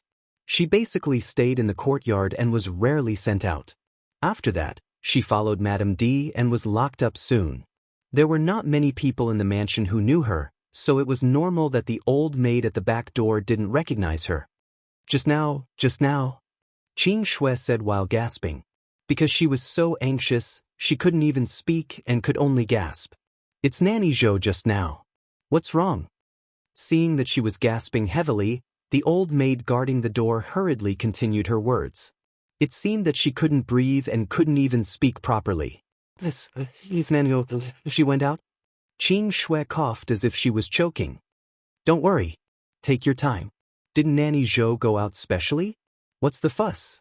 She used to go out at this time. What's wrong with that?" The old maid guarding the door really felt that Qing Shui was exhausted. It was such a big deal, but she couldn't even finish her words. Qing Shui shook her hand hard, indicating that she didn't mean that, and then said, "Nanny Zhou went out. The parcel? What's wrong with the parcel? Did you take the wrong one?" "No, it's the same parcel in the past." The old maid guarding the door became more and more confused. She looked at Qing Shui with a puzzled face and didn't understand what Qing Shui meant. You didn't take the wrong one?" Qing Shui seemed to have finally recovered and said a complete sentence. "Of course I didn't take the wrong one. I've always seen this parcel with red flowers on a blue background. It's easy to recognize." The old maid looked at Qing Shui up and down. She still didn't recognize which yard Qing Shui was from. "I made a mistake. I thought it was a new parcel from the kitchen." Qing Shui smiled embarrassedly and wiped her sweat again. Then she bowed to the old maid guarding the door with humility and said, "Nanny, I'm really sorry to bother you." "It's okay. Nanny Zhou is a member of the gardener's family in the mansion. When the gardener is busy, she will come to help for a few days. She comes early in the morning and goes back after finishing her work. She is a smart person and won't make a mistake." The old maid guarding the door was very fond of Qing Shui's politeness and specially took care of her.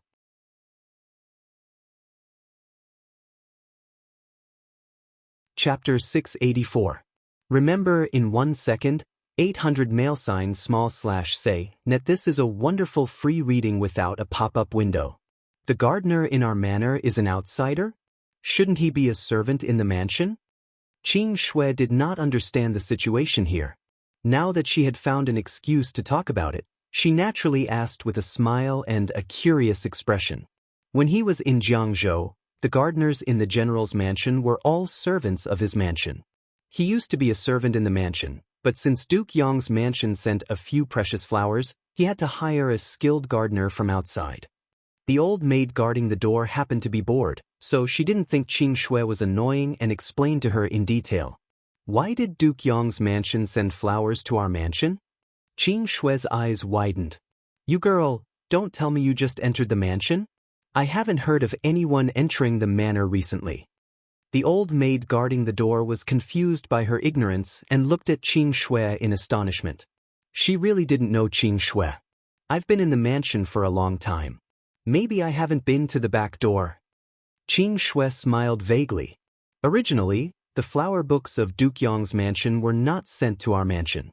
When first Miss returned to the mansion, she said that the flowers and trees in the mansion were too simple and not special, so she specially sent a few books to our mansion.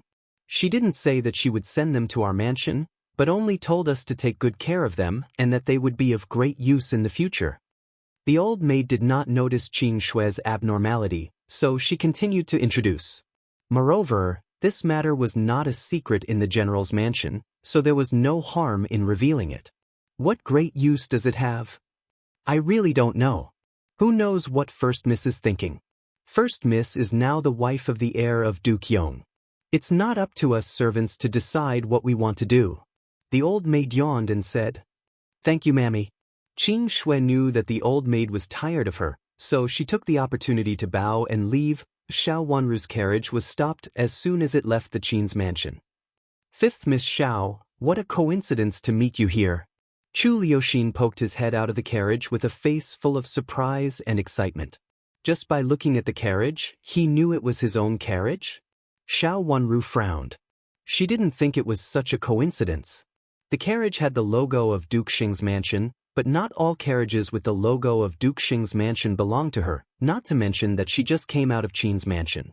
He glanced at Yu Jie and said softly, "Prince Chen's mansion." Yu Jie understood.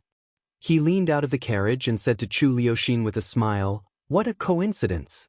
I actually met Prince Xen. Are you also going to Prince Chen's mansion?" "Why are we going to third brother's mansion?" Chu Liuxin, who was smiling, was stunned. He did not understand what Yu Jie meant. The Empress Dowager and Prince Chen have both rewarded our miss before, and old madam also wants to thank Prince Chen for the gift. Today, she specially asked our miss to bring a gift. I didn't expect to meet Prince Xian here. How about asking Prince Xen to do us a favor and bring the gift to old madam? Yu Jie said with a smile. She reached out to pick up a gift box from the pile of gifts given by old Madame Qin and Shui Ruolin and jumped out of the carriage. "Thank you, Your Highness." She handed over the exquisite gift box in her hand. Chu Liuxin's smile froze on his face. It was not easy for him to wait for Xiao Wanru to go out. He wanted to meet her by chance and then chat with her in the tea house on the side or walk on the street. Anyway, this time Chu Liuxin planned to stay with Xiao Wanru until she went back to the mansion. Since it's a gift from old madam to third brother, it's better for fifth Miss Xiao to send it in person. Chu Liuxin said dryly. In fact, it's not reasonable for old madam to ask our miss to send a gift. Although Miss saved Prince Chen before and Prince Chen thanked her for it, there is a difference between a man and a woman after all. Yu Jie said seriously and then bowed deeply to Chu Liuxin. "I hope Your Highness can help our Mississippi. Our miss will never forget it." Chu Liuxin's eyes fell on the carriage in front of him. The curtain fell, but he could not see the figure of the beauty inside. He sighed helplessly and asked the little eunuch beside him to take the gift box from Yu Jie's hand. He said weakly, "Then I'll go there on behalf of your miss." "Thank you, Your Highness." Yu Jie bowed again with a smile, then turned back to the carriage and got on her own carriage. The coachman looked at Prince Xen and waited for the carriage of Prince Xian's mansion to leave before he could move forward. Chu Liuxin waved his hand helplessly, and the carriage of Prince Xian's mansion got out of the way. Watching the carriage of Duke Xing's mansion leave, Chu Liuxin looked at the carriage slowly passing by him. Not only did the curtain move, but there was also no movement on the window. The person inside was not interested in him at all. This kind of feeling was really bad. Chu Liuxin's head drooped, and he was in no mood, like a frosted eggplant.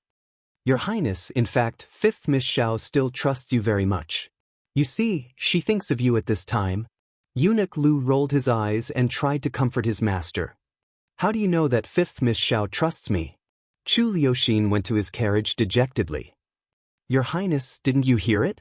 It seems that old madam of Duke Xing's mansion really hopes that Prince Chen and fifth Miss can be together. Otherwise, She would not have asked Fifth Miss to go to Prince Chen's mansion alone regardless of the etiquette between men and women. But Fifth Miss is not willing, so when she saw you, she asked you to help her take the gift. Eunuch Lu was very good at talking and made Chu Liuxin happy in a few words. When he thought about it carefully, it seemed that it was true. He immediately cheered up and nodded repeatedly. What you said makes sense. That's the reason. Your Highness, think about it. Fifth Miss Xiao is not willing to follow old Madam's order to see Prince Qin, but she is willing to entrust the gift to you. It can be seen that you and Prince Qin are different in Fifth Miss Xiao's heart. Seeing his master happy, Eunuch Lu became more and more flattering. Chu Liuxin was very happy after hearing these words. He touched his smooth chin and nodded repeatedly. That was the reason. It was indeed the reason. It seemed that he not only had to perform well in front of Fifth Miss Xiao, but also in front of old Madam of Duke Xing's mansion, so that she could see him, lest old Madam wanted to marry third brother and Fifth Miss Xiao. Obviously, he and Fifth Miss Xiao were more compatible. Thinking of this, he did not refuse to help Xiao Wanru send the gift box at all. He got into the carriage happily and went to Prince Chen's mansion with Eunuch Lu. Xiao Wanru didn't expect that she was afraid that Chu Liuxin would stir up trouble on the street, so she deliberately asked Yu Jie to pester him endlessly. Unexpectedly, Eunuch Lu made such a deep and sincere explanation. Chu Liuxin's carriage entered the side door of Prince Chen's mansion. When he got out of the carriage, he personally came down from the carriage with the gift box in his arms. Then he smiled and said to Xiao Xuanzi, who came to lead the way, "Is third brother in the mansion?" He just came back from the Empress Dowager's palace. He happens to be in the mansion now, but he just took the medicine and took a rest. Xiao Xuanzi was in a dilemma, but he still told the truth. Taking a rest? Forget it. I won't see third brother. Give this gift box to third brother and tell him that it is a gift from Duke Xing's mansion that he rewarded Fifth Miss Xiao before. I hope third brother can accept it. Chu Liuxin rolled his eyes and thought that if he went back at this time and took a shortcut, he might be able to block Xiao Wanru. He immediately handed over the gift box in his hand and prepared to give it to Xiao Xuanzi.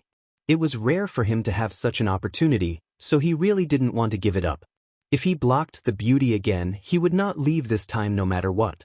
No matter what Fifth Miss Xiao was going to do, he would follow her and accompany her. Your Highness Prince Exen, I can't do this. It's not easy for you to come here. If I let you go back like this, my master will definitely not spare me when he wakes up. Your Highness, please. I'll tell my master right away that you're here. Xiao Xuanzi took a step back with a smile, stretched out his hand, and made way for him. This meant that he had to go in once. Xiao Xuanzi was very smart. As soon as he heard this, he knew that there was a reason, and it was related to Fifth Miss Xiao, so he couldn't leave. Chu Liuxin wanted to refuse very much, but when he saw Xiao Xuanzi's enthusiastic performance and looked at his eunuch Lu, who also winked at him to go in, he could only follow him in. When he arrived at his third brother's mansion, it would be unreasonable if he didn't go to have a look. In the past, he would come to have a look when he had nothing to do. Moreover, his mother had repeatedly told him to get on good terms with his third brother. Let's go. Chu Liuxin said unhappily, but he had to pretend to be happy. He raised his eyebrows very high, which looked a little ridiculous. Xiao Xuanzi tried hard to look at the ground under his feet, for fear that he couldn't suppress his laughter. He inexplicably felt that Prince Exen was also unlucky. How could he run into his master's trap at this time? Chu Liuxin followed Xiao Xuanzi to a hall and sat down in a chair. A maid had already come to serve tea. It was a maid who was as beautiful as jade, which made people's eyes light up. Your Highness, please wait here for a moment. I'll be back soon. Xiao Xuanzi smiled and asked the maid to put a fruit bowl and snacks before he said to Chu Liuxin. Chu Liuxin waved his hand and said impatiently, "Go and come back as soon as possible." It would be best if he could see Chu Liuxin and say a few words to him before leaving immediately. Xiao Xuanzi answered with a smile and left. When he walked to the door, he looked back at the beautiful servant girl standing in the hall, and his smile became more cheerful. He turned around and went to the inner court to find his master. Chu Liuxin picked up the tea at hand and took a few sips. The tea was good. After putting it down, he looked around and found that it was a flower hall that he had never seen before. It was not big but exquisite, and the decoration inside was very elegant. After looking around, her gaze landed on the servant girl standing beside her. She couldn't help but smack her lips in wonder. Third brother's residence actually had such a beautiful servant girl? She was much more beautiful than the maids in his mansion. Even Chu Liuxin, who was used to seeing beautiful palace maids in the palace, had to admire her. This maid could be considered as beautiful as a flower. Sensing that Chu Liuxin was observing her, the beautiful maid raised her head shyly and glanced at him with a blush. Then she stepped forward and refilled the teacup that he had just taken a sip of. However, perhaps because she was too shy, her hand trembled and the tea overflowed and then dripped down from the table. Chu Liuxin hurriedly stood up, but it was too late. A few drops of tea had already dripped on his robe.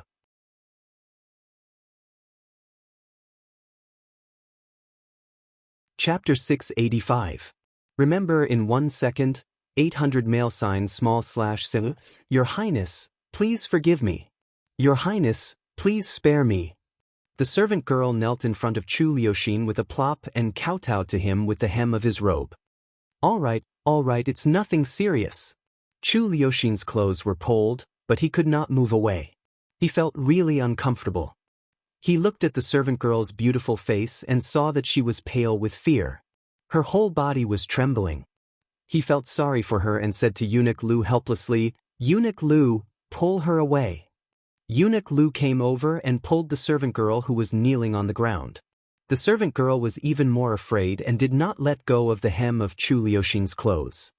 "Stop pulling." Chu Liuxin was almost pulled down. Seeing that the current situation was really not good, he could not help but stop Eunuch Lu. Eunuch Lu had to retreat. "Let go. I won't blame you," Chu Liuxin said gently to the servant girl.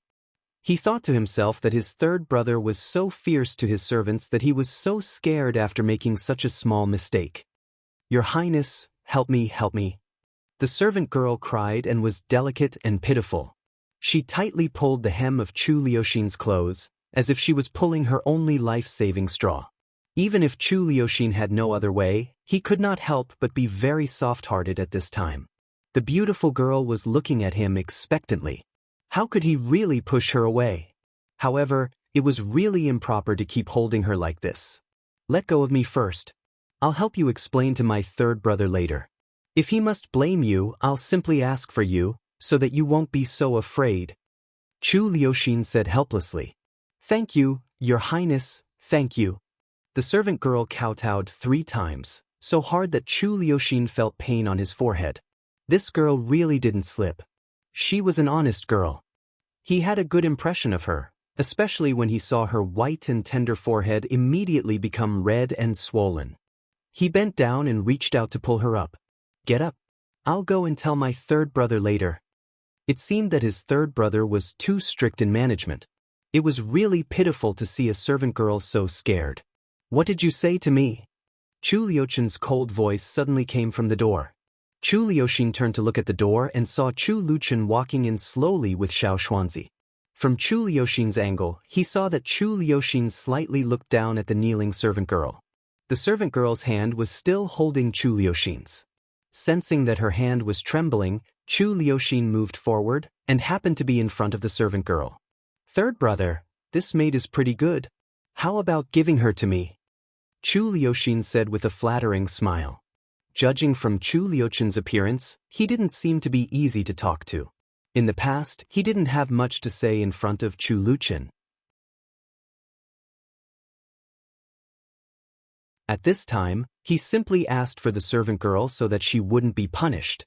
"You want this servant girl?" Chu Liuxin said ambiguously with a dark light flowing in his eyes. "Yes, it's this maid. We seem to get along well. Coincidentally, Lady Mother doesn't have many servants by her side. I wonder if third brother can give her to me." Chu Liuxin talked nonsense with a serious face. There was actually no one to serve concubine Ming in the palace, and he, as her son, had to ask others for servants to serve her. So after saying this, Chu Liuxin's face also turned red. Chu Liuxin's eyes swept over his hand, which was still holding the servant girl's hand. Sensing Chu Liuchen's gaze on his hand, Chu Liuchen immediately came to his senses. He hurriedly shook off the servant girl's hand, blushed, and stammered to explain, "I want to pull her up." Chu Liuchen waved his hand and interrupted him. Then he said slowly, "Okay." After saying that, he walked to the chair in the middle, turned around, and sat down. Before Chu Liuchen could understand what Chu Liuchen meant, the servant girl had already kowtowed to him twice. "Thank you, Your Highness. I will definitely serve you well in the future." After saying that, she wiped away her tears and stood behind him cleverly. So Chu Liuchen gave this girl to him? At this time, Chu Liuchen suddenly came to his senses. He opened his mouth and wanted to explain that he actually just felt that the servant girl was pitiful and had no other meaning. "Come and sit down." Chu Liuchen reached out and pointed at the chair in front of him, motioning him to come and sit down. Chu Liuchen could only walk over and sit down dejectedly.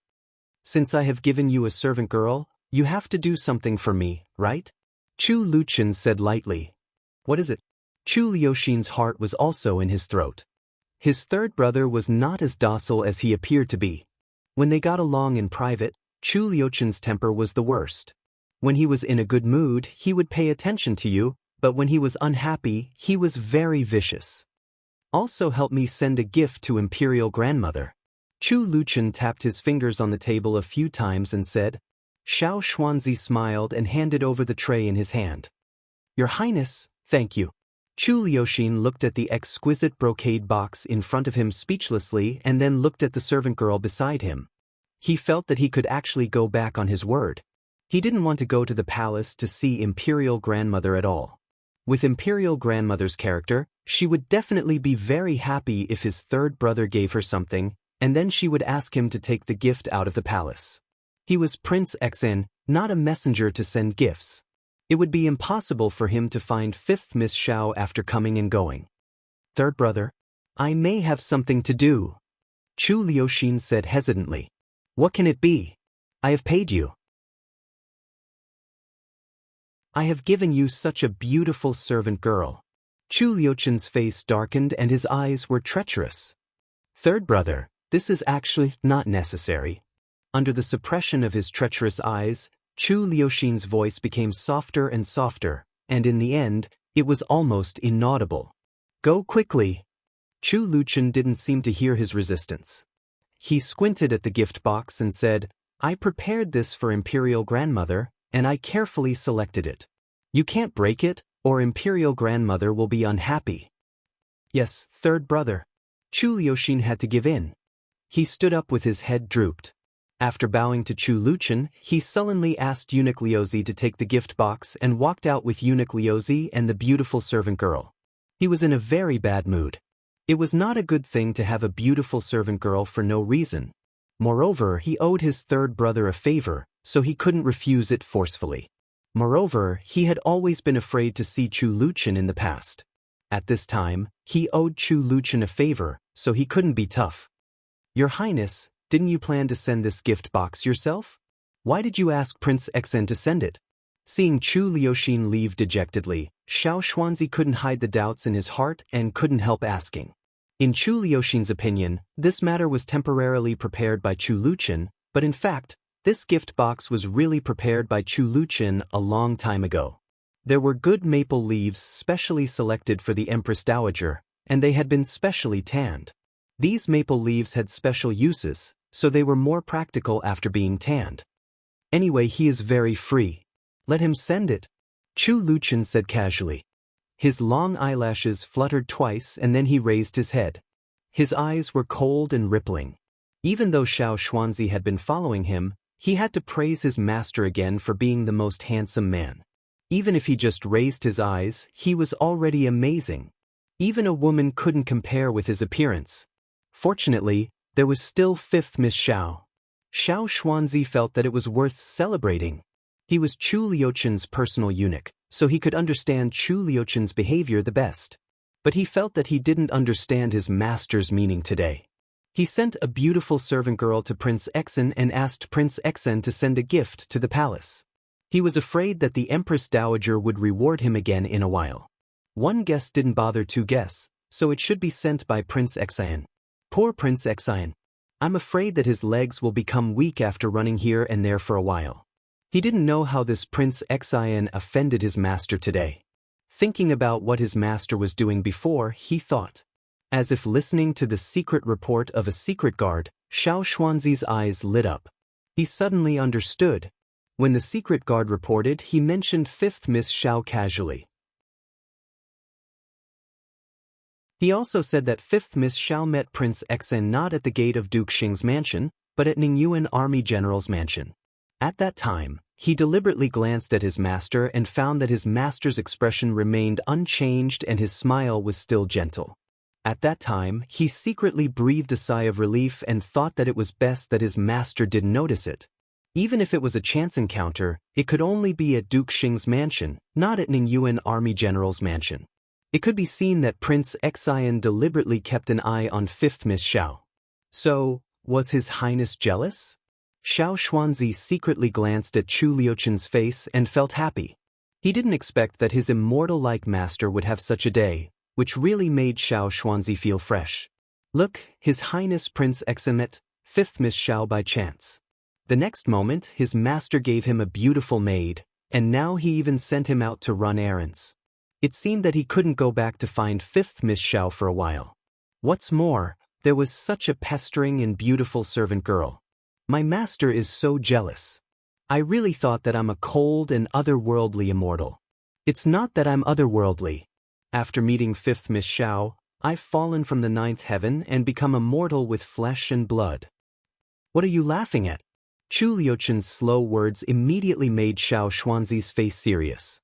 He hurriedly raised his head and stuck out his chest to show that he was not secretly making fun of his master.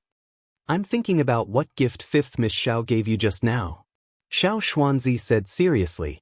He really didn't see what gift was inside and was very curious. After his master received it, he didn't show it to him. Are you very curious? Chu Liuchen squinted at him and said lazily. I'm not curious at all. Xiao Xuanzi hurriedly shook his head. It doesn't matter if you're curious. Chu Liuchen was rarely easy to talk to. There was even a smile on his handsome face. The corners of his mouth were slightly raised, and his eyes were romantic and elegant.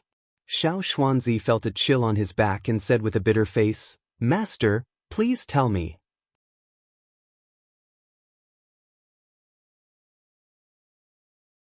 Chapter 686. Qian. The latest chapter on medical skills of the Crown Princess was updated as soon as possible. Xiao Xuanzi stood in front of the gate of Duke Xing's mansion, looked at the gift box in his hand, and then looked at Duke Xing's mansion in front of him and sighed helplessly. So now he also came to send gifts. Sure enough, he couldn't laugh at others.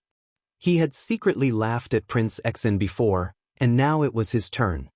He felt inexplicably aggrieved at the thought of it. He went to the door with two little eunuchs, and one of them went forward to knock on the door. When the door opened, a servant of Duke Xing's mansion came out. When he saw a little eunuch outside, he immediately became spirited and hurriedly smiled. Prince Chen asked eunuch Xiao Xuanzi to send some medicinal materials to the 5th Miss of Duke Xing's mansion. I heard that the 5th Miss saved Prince Chen before, and she has not fully recovered yet. The little eunuch said in a shrill voice. Now everyone in Duke Xing's mansion knew that the 5th Miss saved Prince Chen. Not only did the Empress Dowager reward her, but she also received a reward from Prince Chen. It seemed that he still wanted to support the 5th Mississippi. The madam in the mansion was locked up, and it was said that she was cultivating in the ancestral hall and praying for her family. It sounded nice, but it was obviously because of the 5th Miss that she was grounded in the ancestral hall and didn't even have time to be released. The reason should be that the Empress Dowager and Prince Chen supported the 5th Mississippi. Now Prince Chen sent gifts again. As servants, they didn't dare to neglect it. One of the manservants quickly went in to report, and the other one led Xiao Xuanzi to go inside. When they arrived at the Piaoyuan courtyard, Xiao Xuanzi went forward and bowed to Xiao Wanru. Greetings, 5th Miss. Your Highness, what's the matter? Xiao Wanru said in surprise. In fact, she had just come back. My master's gift to you. Xiao Xuanzi smiled and said from the two little eunuchs behind him. After taking the two gift boxes from them, he handed them forward and said. Yu Jie stepped forward and took the two gift boxes. Why did your master suddenly give me gifts? Xiao Wanru's heart skipped a beat. She took the gift box in the carriage casually, so she really didn't know what it was. Her grandmother and Aunt Shui had given her a lot of things, which were all piled up in the carriage. At that time, in order to send Chu Liuxin away, she had specially asked him to help deliver the gifts. Master said that the gift from Fifth Miss is very much to his liking, and he will keep it well. Xiao Xuanzi smiled like a flower. But his look made Xiao Wanru panic, and her eyebrows twitched fiercely. Could it be that he had really given her something bad? Did you see what it was? Xiao Wanru asked tentatively. I didn't see it, but I saw my master carefully put it away. It should be a very good thing, and he specially asked me to return the gift. I also want to tell you that Prince Exen is also in the palace now to send a gift to the Empress Dowager on behalf of my master. Before going to the Imperial Palace, he also accepted a beautiful maid in our mansion. Xiao Xuanzi said. His words were a little far-fetched, and he inexplicably involved Chu Liuxin, who had nothing to do with Xiao Wanru. Xiao Wanru blinked and then blinked again. There was a trace of confusion in her bright eyes. She couldn't keep up with his thoughts for a while, so she didn't understand what Chu Liuxin was trying to say. Could it be that he wanted to remind her that Prince Exen had deliberately guarded her before? She bit her lip and inexplicably felt her face turn hot. Thank your master for me. Fifth Miss, you're too polite. Since I've sent the gift, I'll go back first. Xiao Xuanzi said with a smile. Yu Jie, see Xiao Xuanzi off. Xiao Wanru nodded. After bowing to her again, Xiao Xuanzi turned around and went out. Yu Jie put the gift box in Chu Li's hand and followed him out. When the gift box was opened, Xiao Wanru looked at the handkerchief inside in astonishment. Yes, it was a handkerchief. The wide handkerchief was much more generous than the handkerchief used by ordinary ladies, and its color was more like that used by men. The material was excellent. Xiao Wanru touched it with her hand and found that it was very similar to the handkerchief of Chiyu Pavilion. Xiao Wanru tilted her head and looked at the periphery of the box. As expected, she saw the name of Chiyu Pavilion in the corner. This box of handkerchiefs belonged to Chiyu Pavilion. Miss, why did Prince Chen send you such a handkerchief? It's too big for you to use. Chu Lu asked in confusion. She deliberately picked up a handkerchief and looked at it. This handkerchief was indeed not used by women. It was obviously used by men. If Miss used such a handkerchief, there might be a lot of rumors. Xiao Wanru removed the gift box on the top and opened the gift box below. As soon as she opened it, she was immediately shocked by the colorful color inside. It turned out to be a colorful silk thread. Not only was the color beautiful, but there were also some forbidden golden silk threads. Was he asking her to embroider? Thinking of the blank handkerchiefs on it, which were obviously not owned by women, Xiao Wanru understood everything. It was not a gift for her, but a job for her. He wanted her to embroider flowers on the handkerchief he used. Miss, Prince Chen asked you to embroider a handkerchief. Chu Lu also understood at this time and smiled. Xiao Wanru's face was a little hot, and she felt a little uncomfortable. She closed the box in her hand, took out the gift list that Shui Ruolin had given her before, and asked Chu Lu to check it. After checking it one by one, Xiao Wanru finally found that one thing was missing. Looking at the last thing that Chu Lu ticked out, Xiao Wanru's face turned red. She finally understood why Chu Liuxin sent these threads and handkerchiefs for her to embroider. Shui Ruolin got a few pieces of good cloth before. When she came up the mountain to see her last time, she measured her size and made a few clothes for her. Shui Ruolin was a careful person. She knew that Duke Xing's mansion would not prepare any clothes for Xiao Wanru. Xiao Wanru had said that she might go down the mountain before the spring festival, so Shui Ruolin made a few clothes for Xiao Wanru in advance, including not only the outer clothes, but also the inner clothes and underwear. However, she was afraid that Xiao Wanru would not like the appearance and style of the underwear she embroidered, so she just cut it roughly. It looked a little like an underwear, but in fact, it was not formally shaped. In addition, She also put some new colored silk threads in it for her to sew and embroider some patterns she liked on it. Unexpectedly, Xiao Wanru casually took it at that time and gave away such a gift box. Thinking of it now, she still felt embarrassed. It was really shameful that she had given away such a private thing. Although these were not official underwear in the strict sense and could only be regarded as semi-finished products, they were not official underwear in the strict sense. But even so, they were given away by her. Biting her lip, Xiao Wanru threw the gift list on the table in her hand in embarrassment and annoyance, turned around and went into the inner room. The more she thought about it, the more embarrassed she became. Chu Lu couldn't help laughing. Since she began to work for Xiao Yenru, she had almost never seen Xiao Yenru being so embarrassed and annoyed. Xiao Yenru looked like a young lady in the right age. Although Xiao Yenru used to be calm and wise, she always felt that she lacked the enthusiasm of a young lady and seemed too indifferent. The maids all thought that she had suffered too much in the hands of Madame D and Qin Yuru before, so that she developed such a character that she was unwilling to be close to others. However, they did not know that Xiao Wanru had died miserably and desperately in the last life. In this life, what she wanted was not the affection that a young lady in the boudoir wanted. Xiao Wanru had never asked for marriage. What's so funny? Yujia lifted the curtain and came in. Seeing that there was only Chu Lu, who couldn't close her mouth in the room, she looked around and didn't find Xiao Wanru, so she asked softly. Chu Lu shook her head and reached out to gently point at the inner room, indicating that Xiao Wanru had just entered the inner room in embarrassment and annoyance. Yujia, come in. Yujia didn't fully understand what Chu Lu meant. When she was about to ask again, she suddenly heard Xiao Wanru's calm voice coming from the inner room. Yes, miss. Yujia answered, pushed the door open and went in. In the room, Xiao Wanru had calmed down. Looking at Yujia, who came in, she said, Dr. Chiu hasn't gone back at this time, has he?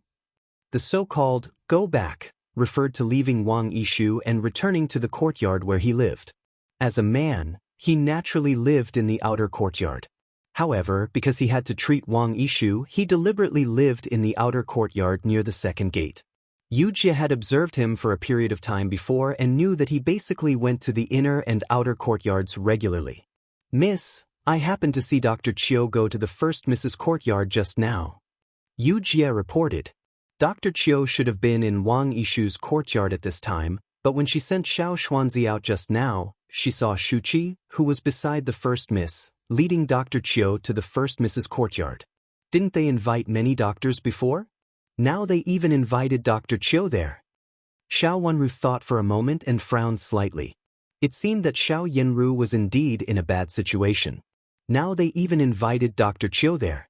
In the past 2 days, Xiao Yenru had invited a lot of doctors, and famous doctors from outside the mansion came to the mansion from time to time. Both the mansion's doctor and the famous doctors from outside the mansion had seen Dr. Chiu. Now they invited Dr. Chiu there. Was it because Dr. Chiu's medical skills were really good, or was she really desperate to turn to any doctor? Thinking of the medicine that was supposed to be given to her that day, Xiao Wanru's eyes were full of coldness. Xiao Yenru reaped what she sowed. At this moment, she was so busy with her own affairs that she even ignored the fact that Madame of Duke Xing was locked up in the ancestral hall. It could be seen that she was really anxious. However, it could also be seen that she was very cold-blooded. Since she dared to do such a vicious thing at that time, she deserved to be punished now. But who on earth was this Dr. Chiu? Why did he have the bottle of medicine prescribed to Wen Shiqi in the last life? Xiao Wanru was really curious about him. This person should be the famous doctor in the south of the Yangtze River who treated Wen Shiqi in the last life. Every time he treated Wen Shiqi, his servant would push Wen Shiqi to another courtyard, saying that Wen Shiqi was married and it was very inconvenient for him to treat Wen Shiqi as his bride.